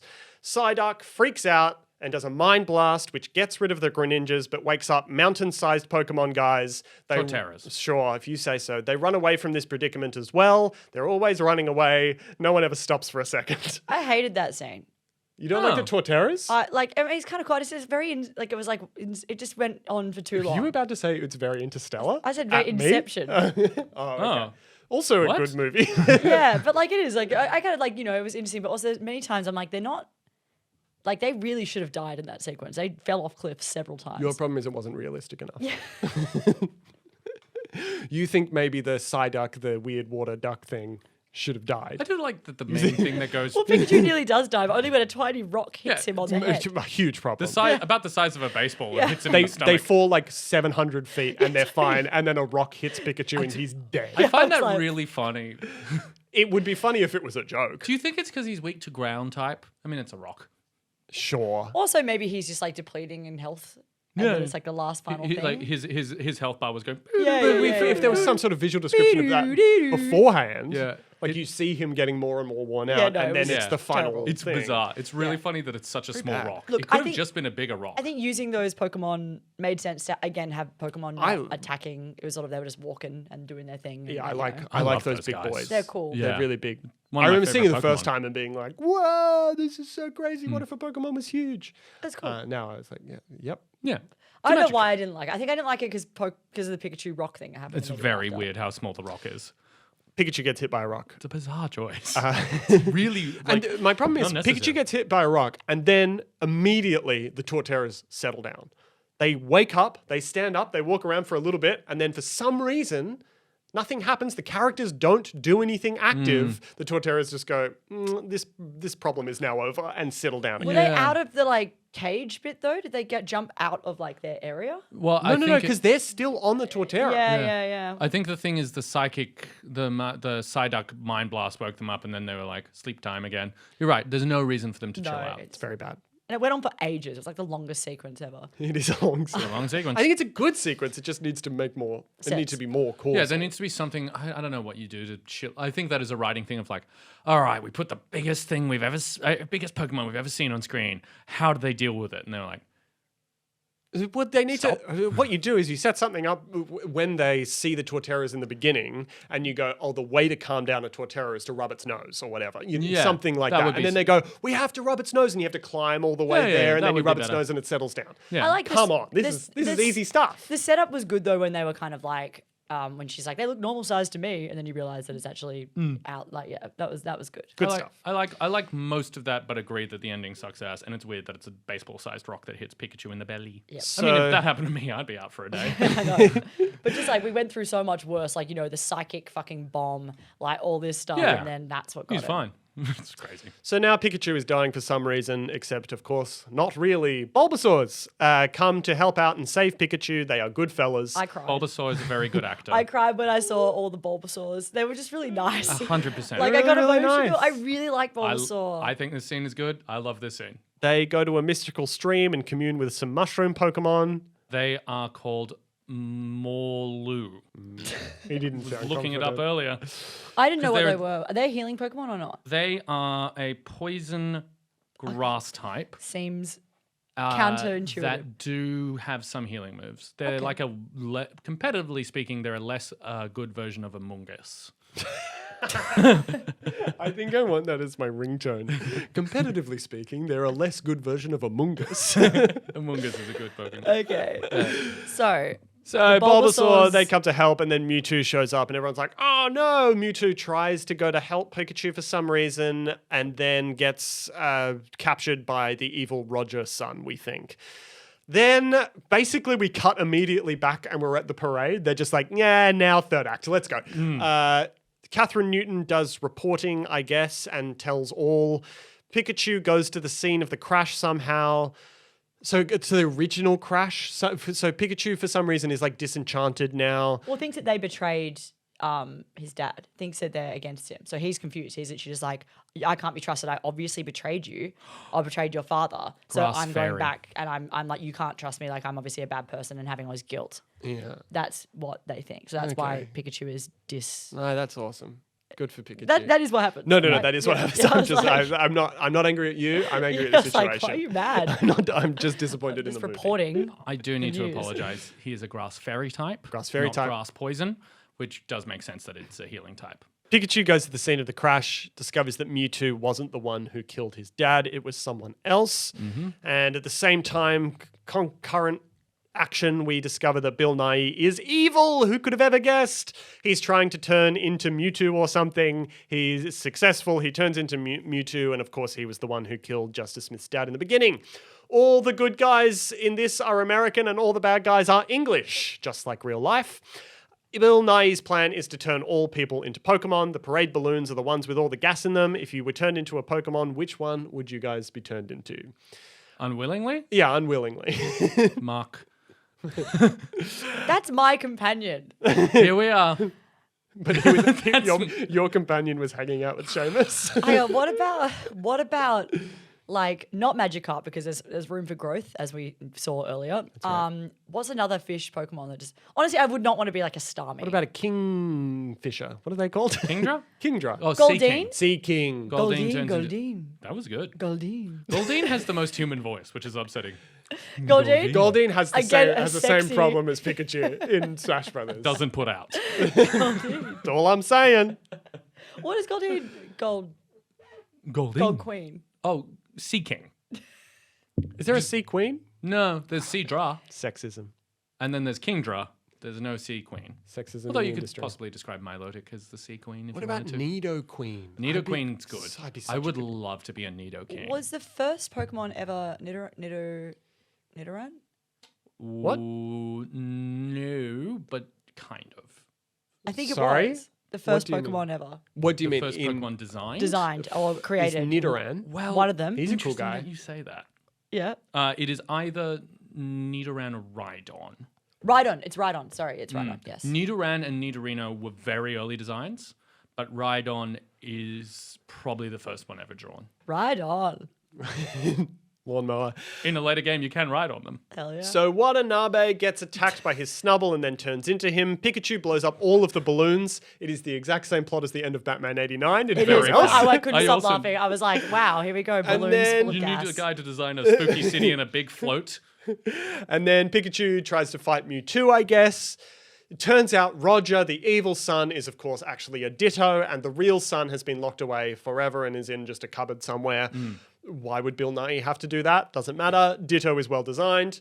So then a big fight happens. It's kind of the end of the movie. Mewtwo is freed from Bill Nye's grasp, and then it turns out he's a nice guy and he has been all along and had the power to reverse all of this from the very beginning and does so. Then all the people return. Ken Watanabe looks around really confused. Then you get the big reveal of the movie that, of course, Pikachu is Ryan Gosling the whole time. One of the most terrifying reveals. Sorry, Pikachu is his dad. No, I said Pikachu was Ryan Reynolds. No, you said Pikachu was Ryan Ryan Gosling, which I'm- was crazy to watch. I'm so hot. Me too. I'm really in a bad It's so way. steamy in here. Delirious. So then the fucking thing happens. He's got Ryan Reynolds pops out there in the flesh. He's got little skinny jeans on, and Pikachu still has the hat on, which I like. Justice Smith decides to live in Ryme City forever with his dad, Ryan Reynolds. Somehow that's fine for everyone. That's the end of the movie. Fucking whatever. We did it. What do you think about the way Mewtwo looks in particular? Because I kept going back and forth. I know you have one take on it. I think it looks pretty good. Yeah. Anything more specific? That's good. I don't know. Mewtwo's cool. Mewtwo is a pretty cool guy. According to the designers on this one, Mewtwo was modeled to look like a muscular child. Oh. And Jolly, I take back literally everything I've ever said in my life. Oh, it's awful. I hate the. muscular Ew. child. I think he looks great until Bill Nye takes him over, and then there's a bit where, because he's enunciating a bit more with his mouth, you see his tiny little teeth. And Yeah. I hated I it. don't like the idea of Mewtwo having teeth. He shouldn't have teeth, and the top of the back of his tail is too creased. Those were my two Yeah, notes. look, he's not the best. I mean, I like the OG hand-drawn Mewtwo. Of Looks course. fantastic. Yeah. I always imagine Mewtwo having like almost a velvet texture. Like he would have very like the sort of fine hair that you'd find on a horse. Okay. I imagine rubbing him I as think like, he's, like, rubbing slippery. the finest satins. didn't I feel like he's slippery. Yeah, He's like 100%. He's like Yeah, he's got dolphin. like rubber, like a frog. dolphin. I Right. always thought he would have like a very fine layer of hair because Mew's got like a fine layer. Yeah, like but- Mew's What are you cat-like, taught? How do you know that? because he looks that way. So that's the end of the movie. I truly want to thank Nigel Phelps for his amazing production design for this movie because it is the best part of the film. Yeah, it's good. And I think that this film shouldn't have worked, but it did because of a lot of hard work. Even though I'm unhappy about Mewtwo being a giant baby, was that what I said? Yeah, Like A that's what they muscular say. child. A giant I- baby. No I hate idea why that. they made Also, that choice. Mewtwo does not look like a muscular child. No, What he is that? doesn't at all. These guys So are freaks. Well, I'm talking, listening to all the CGI guys talk about how they like based all of these things on animals and stuff, and then they went to Mewtwo. He's like, "Yeah, we made him look like a muscular child." like that 12-year-old kid that went to the gym all the time, and I like guess so. I guess the idea is that because he's a clone, he's young, but he's at least 20. So they just were like, "Yeah, buff baby." That's what they want for Mewtwo, which I Buff don't. baby. I didn't get that, No, but okay. and that's a good thing. Yes, here we are. Okay, so that's the end of Detective Pikachu and also the end of our Nigel Phelps series. And which of the movies that we did do you think has the best production design? Troy. Dread. I'm going to say Detective Pikachu. Whoa! I think it's really good. I think that though, like, I think it's a really incredible design of that city. Yeah. Like, it's sick. I I agree. want to go to that city so badly. Yeah. I want to run into a Snorlax. I want to be directed into traffic. You wanted to be directed into traffic by a Machamp. The Machamp. If I had one way to die, it would be being directed into traffic by a Machamp. That's Choked out by the There champ. are worse Sally, ways to come go. on through. There are straight up worse ways to go. Than There that. is a lot of speeding cars. Okay. An entirely silent bit for the All podcast. right. Who was the MVP of Detective Pikachu? Chris Gear. I'm going to say the CGI guys, even though they've upset me throughout the process of this podcast. I think that they did a very good job. I think the most underrated performer is Ludicolo. Honestly, that was a good Oh, bit. yeah. Who voices Ludicolo? Ludicolo. Ludicolo. Well, I know I they don't got know. they got the actual Pikachu voice actor to do Yes. Pikachu. And you hear her at the very, very end. Yeah, and she's she very says good. Pika Pika, which is... She also does it when he's like, "Can you understand him?" And it goes out. And he's like, "Pika Pika," and it's like, yeah. I also would like to give a little shout out to Bill Nye, even though it's hard to say he's underrated, but he now loves Pokemon. Really? Yeah, he spent. There's a lot of interviews. Most of the interviews I could find from this movie are him talking about how much he ended up loving Pokemon. That's awesome. He's got a quote He here. does a really good job of committing to just saying the most dumb shit you've ever heard in your life. I think he's really good at this. We've talked a lot on this podcast and just in real life about old actors that have a lot of gravitas being pulled into shitty IP and just completely phoning it in. And I think he definitely doesn't do that, which is good. No, not in the slightest. Bill Nye says, I did a crash course on Pokemon lore and bought every book available, including the deeply impressive Pokedex. There was no Pokedexes in this movie, which I was There upset about. was Bit of no- a shame. He goes on to say, it had a plastic globe, half globe on the front, with a Pikachu loose inside it, which was very impressive. But anyway, I studied that. He also got to take home like a lot of the set dressing from his office and apparently put it in his house. Bizarre. He's such a he just loved Pokemon. He was like, I love the designs, I love the lore. He played a bit of Pokemon Go. He went to Strasbourg or wanted to go to Strasbourg to see what Pokemon there were. Okay. Mentions it in 2 different interviews that he's going to Strasbourg to play Pokemon Love Go. that for him. And his favorite Pokemon was the Ancient Mew was probably my top favorite because he's just majestic and he was the very first. The Ancient Mew. The Ancient Mew. He was elegant and powerful. Do you remember when you had to do the glitch to get Mewtwo and Mew and all that stuff? The Mew? Yeah. Yeah, I know how to do the Mew glitch off by heart. Is it rare candy? No. So, quick tutorial. All you need is an Abra that can learn teleport. You can get Mew as early as the 3rd gym. You just have to catch Abra that learns teleport, but be very careful not to encounter the trainer that is facing towards Misty's town on that little patch of grass to the left of the Golden Nugget Bridge. You hit teleport after starting a battle with here with that trainer to get back, encounter the trainer that has Cloister, then walk up Nugget Bridge. Your start menu will open. You close that. You walk 3 more steps forward, and then a random encounter will spawn, and that will be the legendary Mew. There's also a way you can get a Nidoking, a Gengar. It is a very old exploit because those games are buggy as hell. This has been Video Game Corner. I love it. Thank you. You're I will be welcome. doing that. I had to fire up my old Game Boy. I have a very brief game we can play if we Yeah, like. absolutely. Before we play that, this is not to do with Pokemon Detective Pikachu whatsoever. I mentioned to you guys briefly on the chat, I'd like to, if it's okay with you guys, read you some of Josh Brolin's poetry that he's written for Timothy Chalamet and Florence Pugh on the set of Dune. I would love to I'd hear love that. that. Okay. Look, I'm just reading this just raw, so if I make a mistake, I'm really Off to a good start. I'm really sorry. This is Josh Brolin writing to Timothy Chalamet. Timothy Chalamet. Okay. Your face is etched. I can't do it. I can't do it. Breathe. I gotta do it. I gotta do it. Do you want me to read it? No, I got it. Your Give it to I me, can Lincoln. do it. Give it to me. no, fuck off. Your face is etched by adolescence.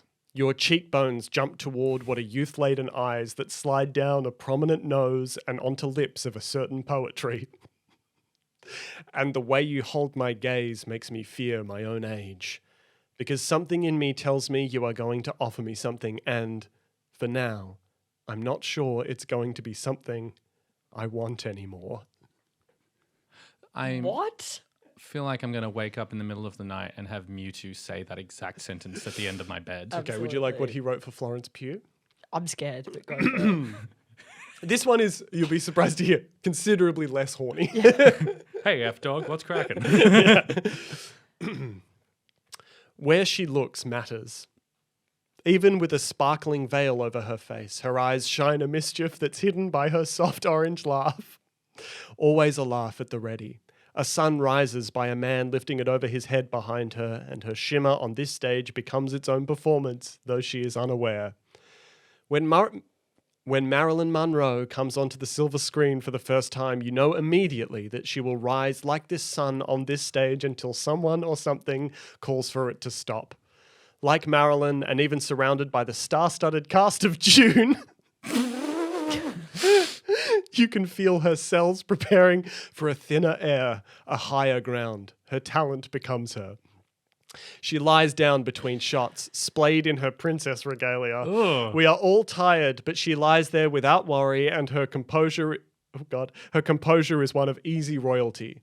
I think with this character either rubbing off or being incarnate already, she's destined to a lava that nobody, eventually, will even dare approach. I just adore the idea of Josh Brolin sitting on the set of Dune being like, you guys just inspire me so much. The Timothy one is so confusing. It's so horny. Is he like, Would you like me to read it again? no, No. but is he implying that like, offer me something that I'm not sure that I want Your anymore? face is etched by adolescence. Yeah, like, I think it's about him feeling old. Your cheekbones is. jump toward what are Yeah. youth-laden eyes that Okay, slide we're- down we're a right. prominent We've done nose it, and we've onto done it, lips Lincoln. of a certain poetry. we did it. I just think that's so special. Any poem that has the term star-studded cast of Dune is 10 out of 10. Well, he's Honestly. referencing Walt Whitman in that, actually. Good, good. All right. What's your Okay, game? what's your game? This is just a real quick little trivia game. This is just stuff that I was thinking about earlier. It's interesting. I'm going to go into it. Number one, buzz in by saying your own name or your Charlie. favorite Pokemon. Did you say chicken? I said chicken first. Buzz in by saying your own name Chicken, or Charlie. the first thing that comes to your brain. Just a few Pokemon trivias. Question number one. How much is the most expensive? How much did the most expensive Pokemon card in history sell for, and who bought it? Charlie. Chicken. I believe that this was, correct me if I'm wrong, is this Jeff Goldblum? No. Great guess. Very far off the mark, but a great guess. Lincoln, would you like to make another guess? So I think I can guess what the Pokemon card was, which I is will a give you half a- shiny Charizard. That is correct. And I think it was Bill Gates. And I think it was for $150,000. Wrong. Shiny Charizard is all that is correct. I will give That's you half a guys. point. I will give you You guys said half a point, that's half a but I'll point. give you guys a gonna chance to get this fucking for win this. three. I'll give you three options for how much it's sold for. Can I suggest that maybe you think about the rules of your game before you... No, keep it going. Keep it going. 4.2, All right, Gary. 5.2, or 7.2 Million. million. 4.2. 7.2. 5.2. Okay. Who wins now, bucko? Well, you get half a point, and it was bought by Logan Paul. That's disgusting. I thought Jeff Goldblum was just a vibe. Well, I Jeff got. Goldblum is kind of the Logan Paul of his day. No, he's not. That's insane. Okay, number 2. There is only one Pokemon from the original 150 Pokemon, 151, that has never appeared in an anime episode aired in America or Australia. What is that Pokemon? And an extra point if you can guess why. The original? It's out of the original, and it has not aired. Lincoln. Yep. Jinx. Too horny. No. I was going to say Jinx too racist. Both acceptable. Oh, sorry, that's a And better answer. You're Yeah. and once again, it's really more of a trivia game to see who can get cancelled harder. The correct answer is Porygon. Can anyone answer why? One more chance to get half a point No here. idea. No.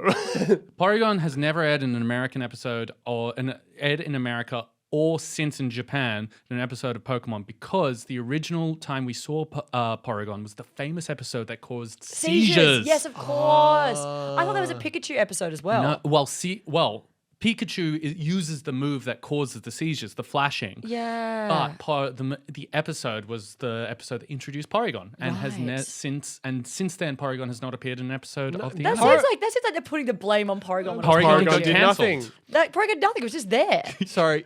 Cancel culture's gotten out of control. You're just not allowed to say anything anymore. Can't say Porygon.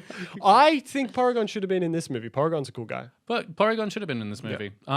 But he can't be because he can't be. gave children seizures, that's according to law. That's fair. I understand.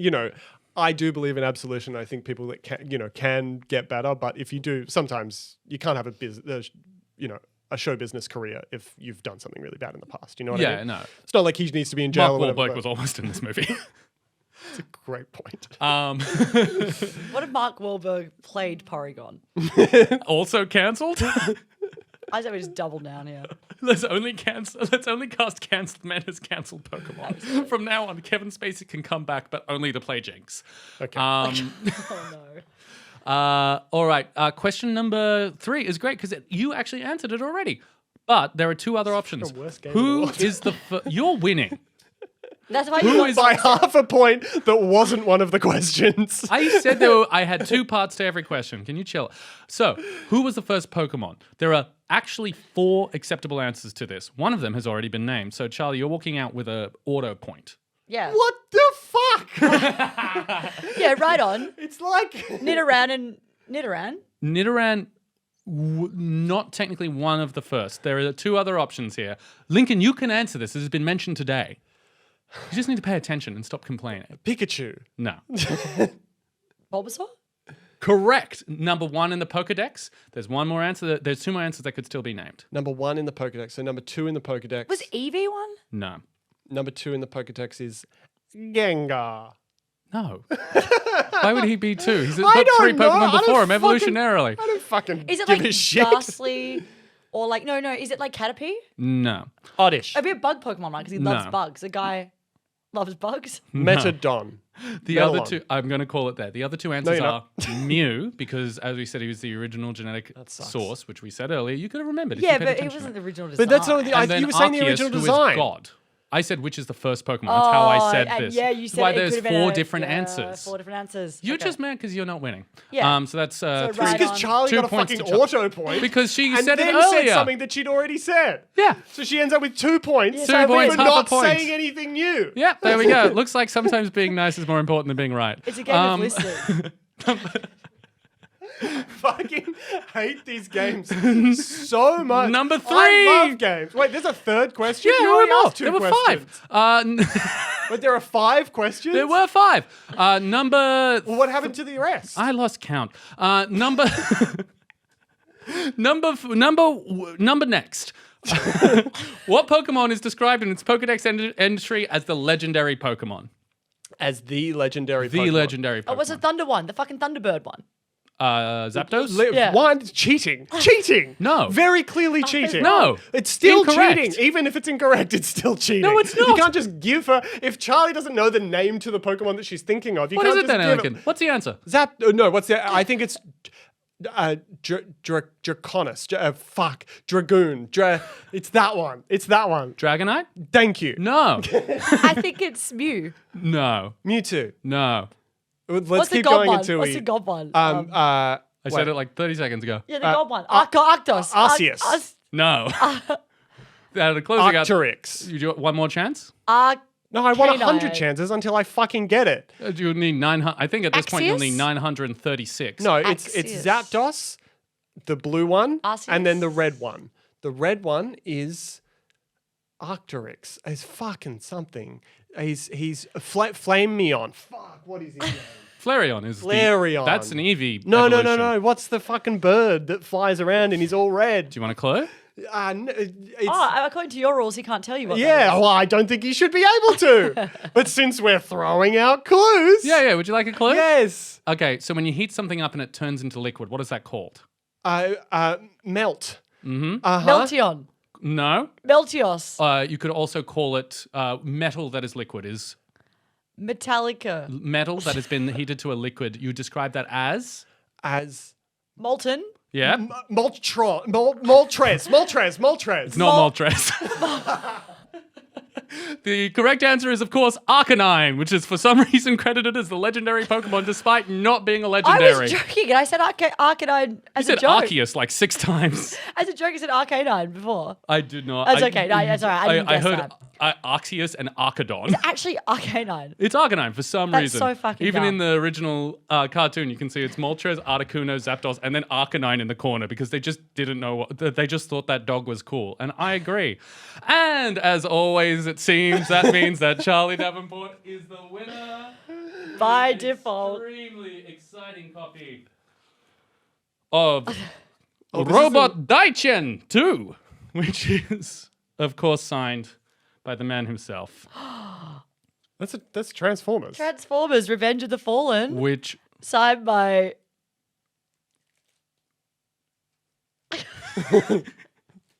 Cormac McCarthy. Genuinely, what is that supposed to be? Oh, it's rubbed off. Mewtwo signed that particular wonderful DVD. I'm sorry, he clearly didn't use the right pen. I can't even understand. I Just don't think- know if this is not going to be legible. If it's not legible to me, Cormac McCarthy. there's no way it's going to be legible to you. But that is what Seamus gave us. Remember, I'm not. So, I'm sorry, Seamus. He I signs love it. you. He signs it with a number. I didn't write it. He signs it with a number. he has like a thing where he signs it himself in a different way. Oh my So it's God, what is MEW that? and then the number 2. Oh, Mewtwo. No, I see it. Yeah. See. Okay. yeah, Could also see? be Mew squared. That's unknown to me. I'll tell you that. Seamus, I love you. You're a very dear friend of mine. One of my closest friends in the entire world. You are so shit at quizzes. I think that you're clearly shit at quizzes, having never won one. And that has been Supporting Cast. Please follow us on anywhere that you get your podcasts. YouTube, Spotify, Google Podcasts. We're available depths of everywhere. the earth. Follow us on Instagram at Supporting Cast and at... do we have Twitter? Podcast pod. Yeah, we got Twitter, we got Twitter, TikTok, Supporting Cast we Pod. got YouTube. Instagram, YouTube. So this is the end of our Nigel Phelps mini-series. Thank you, Nigel, for all of the good times Thank and you, all the Nigel. crazy futuristic cities and all of these action films. Very Honestly, funny if Nigel Phelps ever listened. Would love to he chat. would turn it Genuinely. off, I'm sure. He'd be like, I don't get it. I don't care. You've never heard what a Pokemon is. Yeah, right, we've truly lost the plot. And for that, I would like to say, I choose you.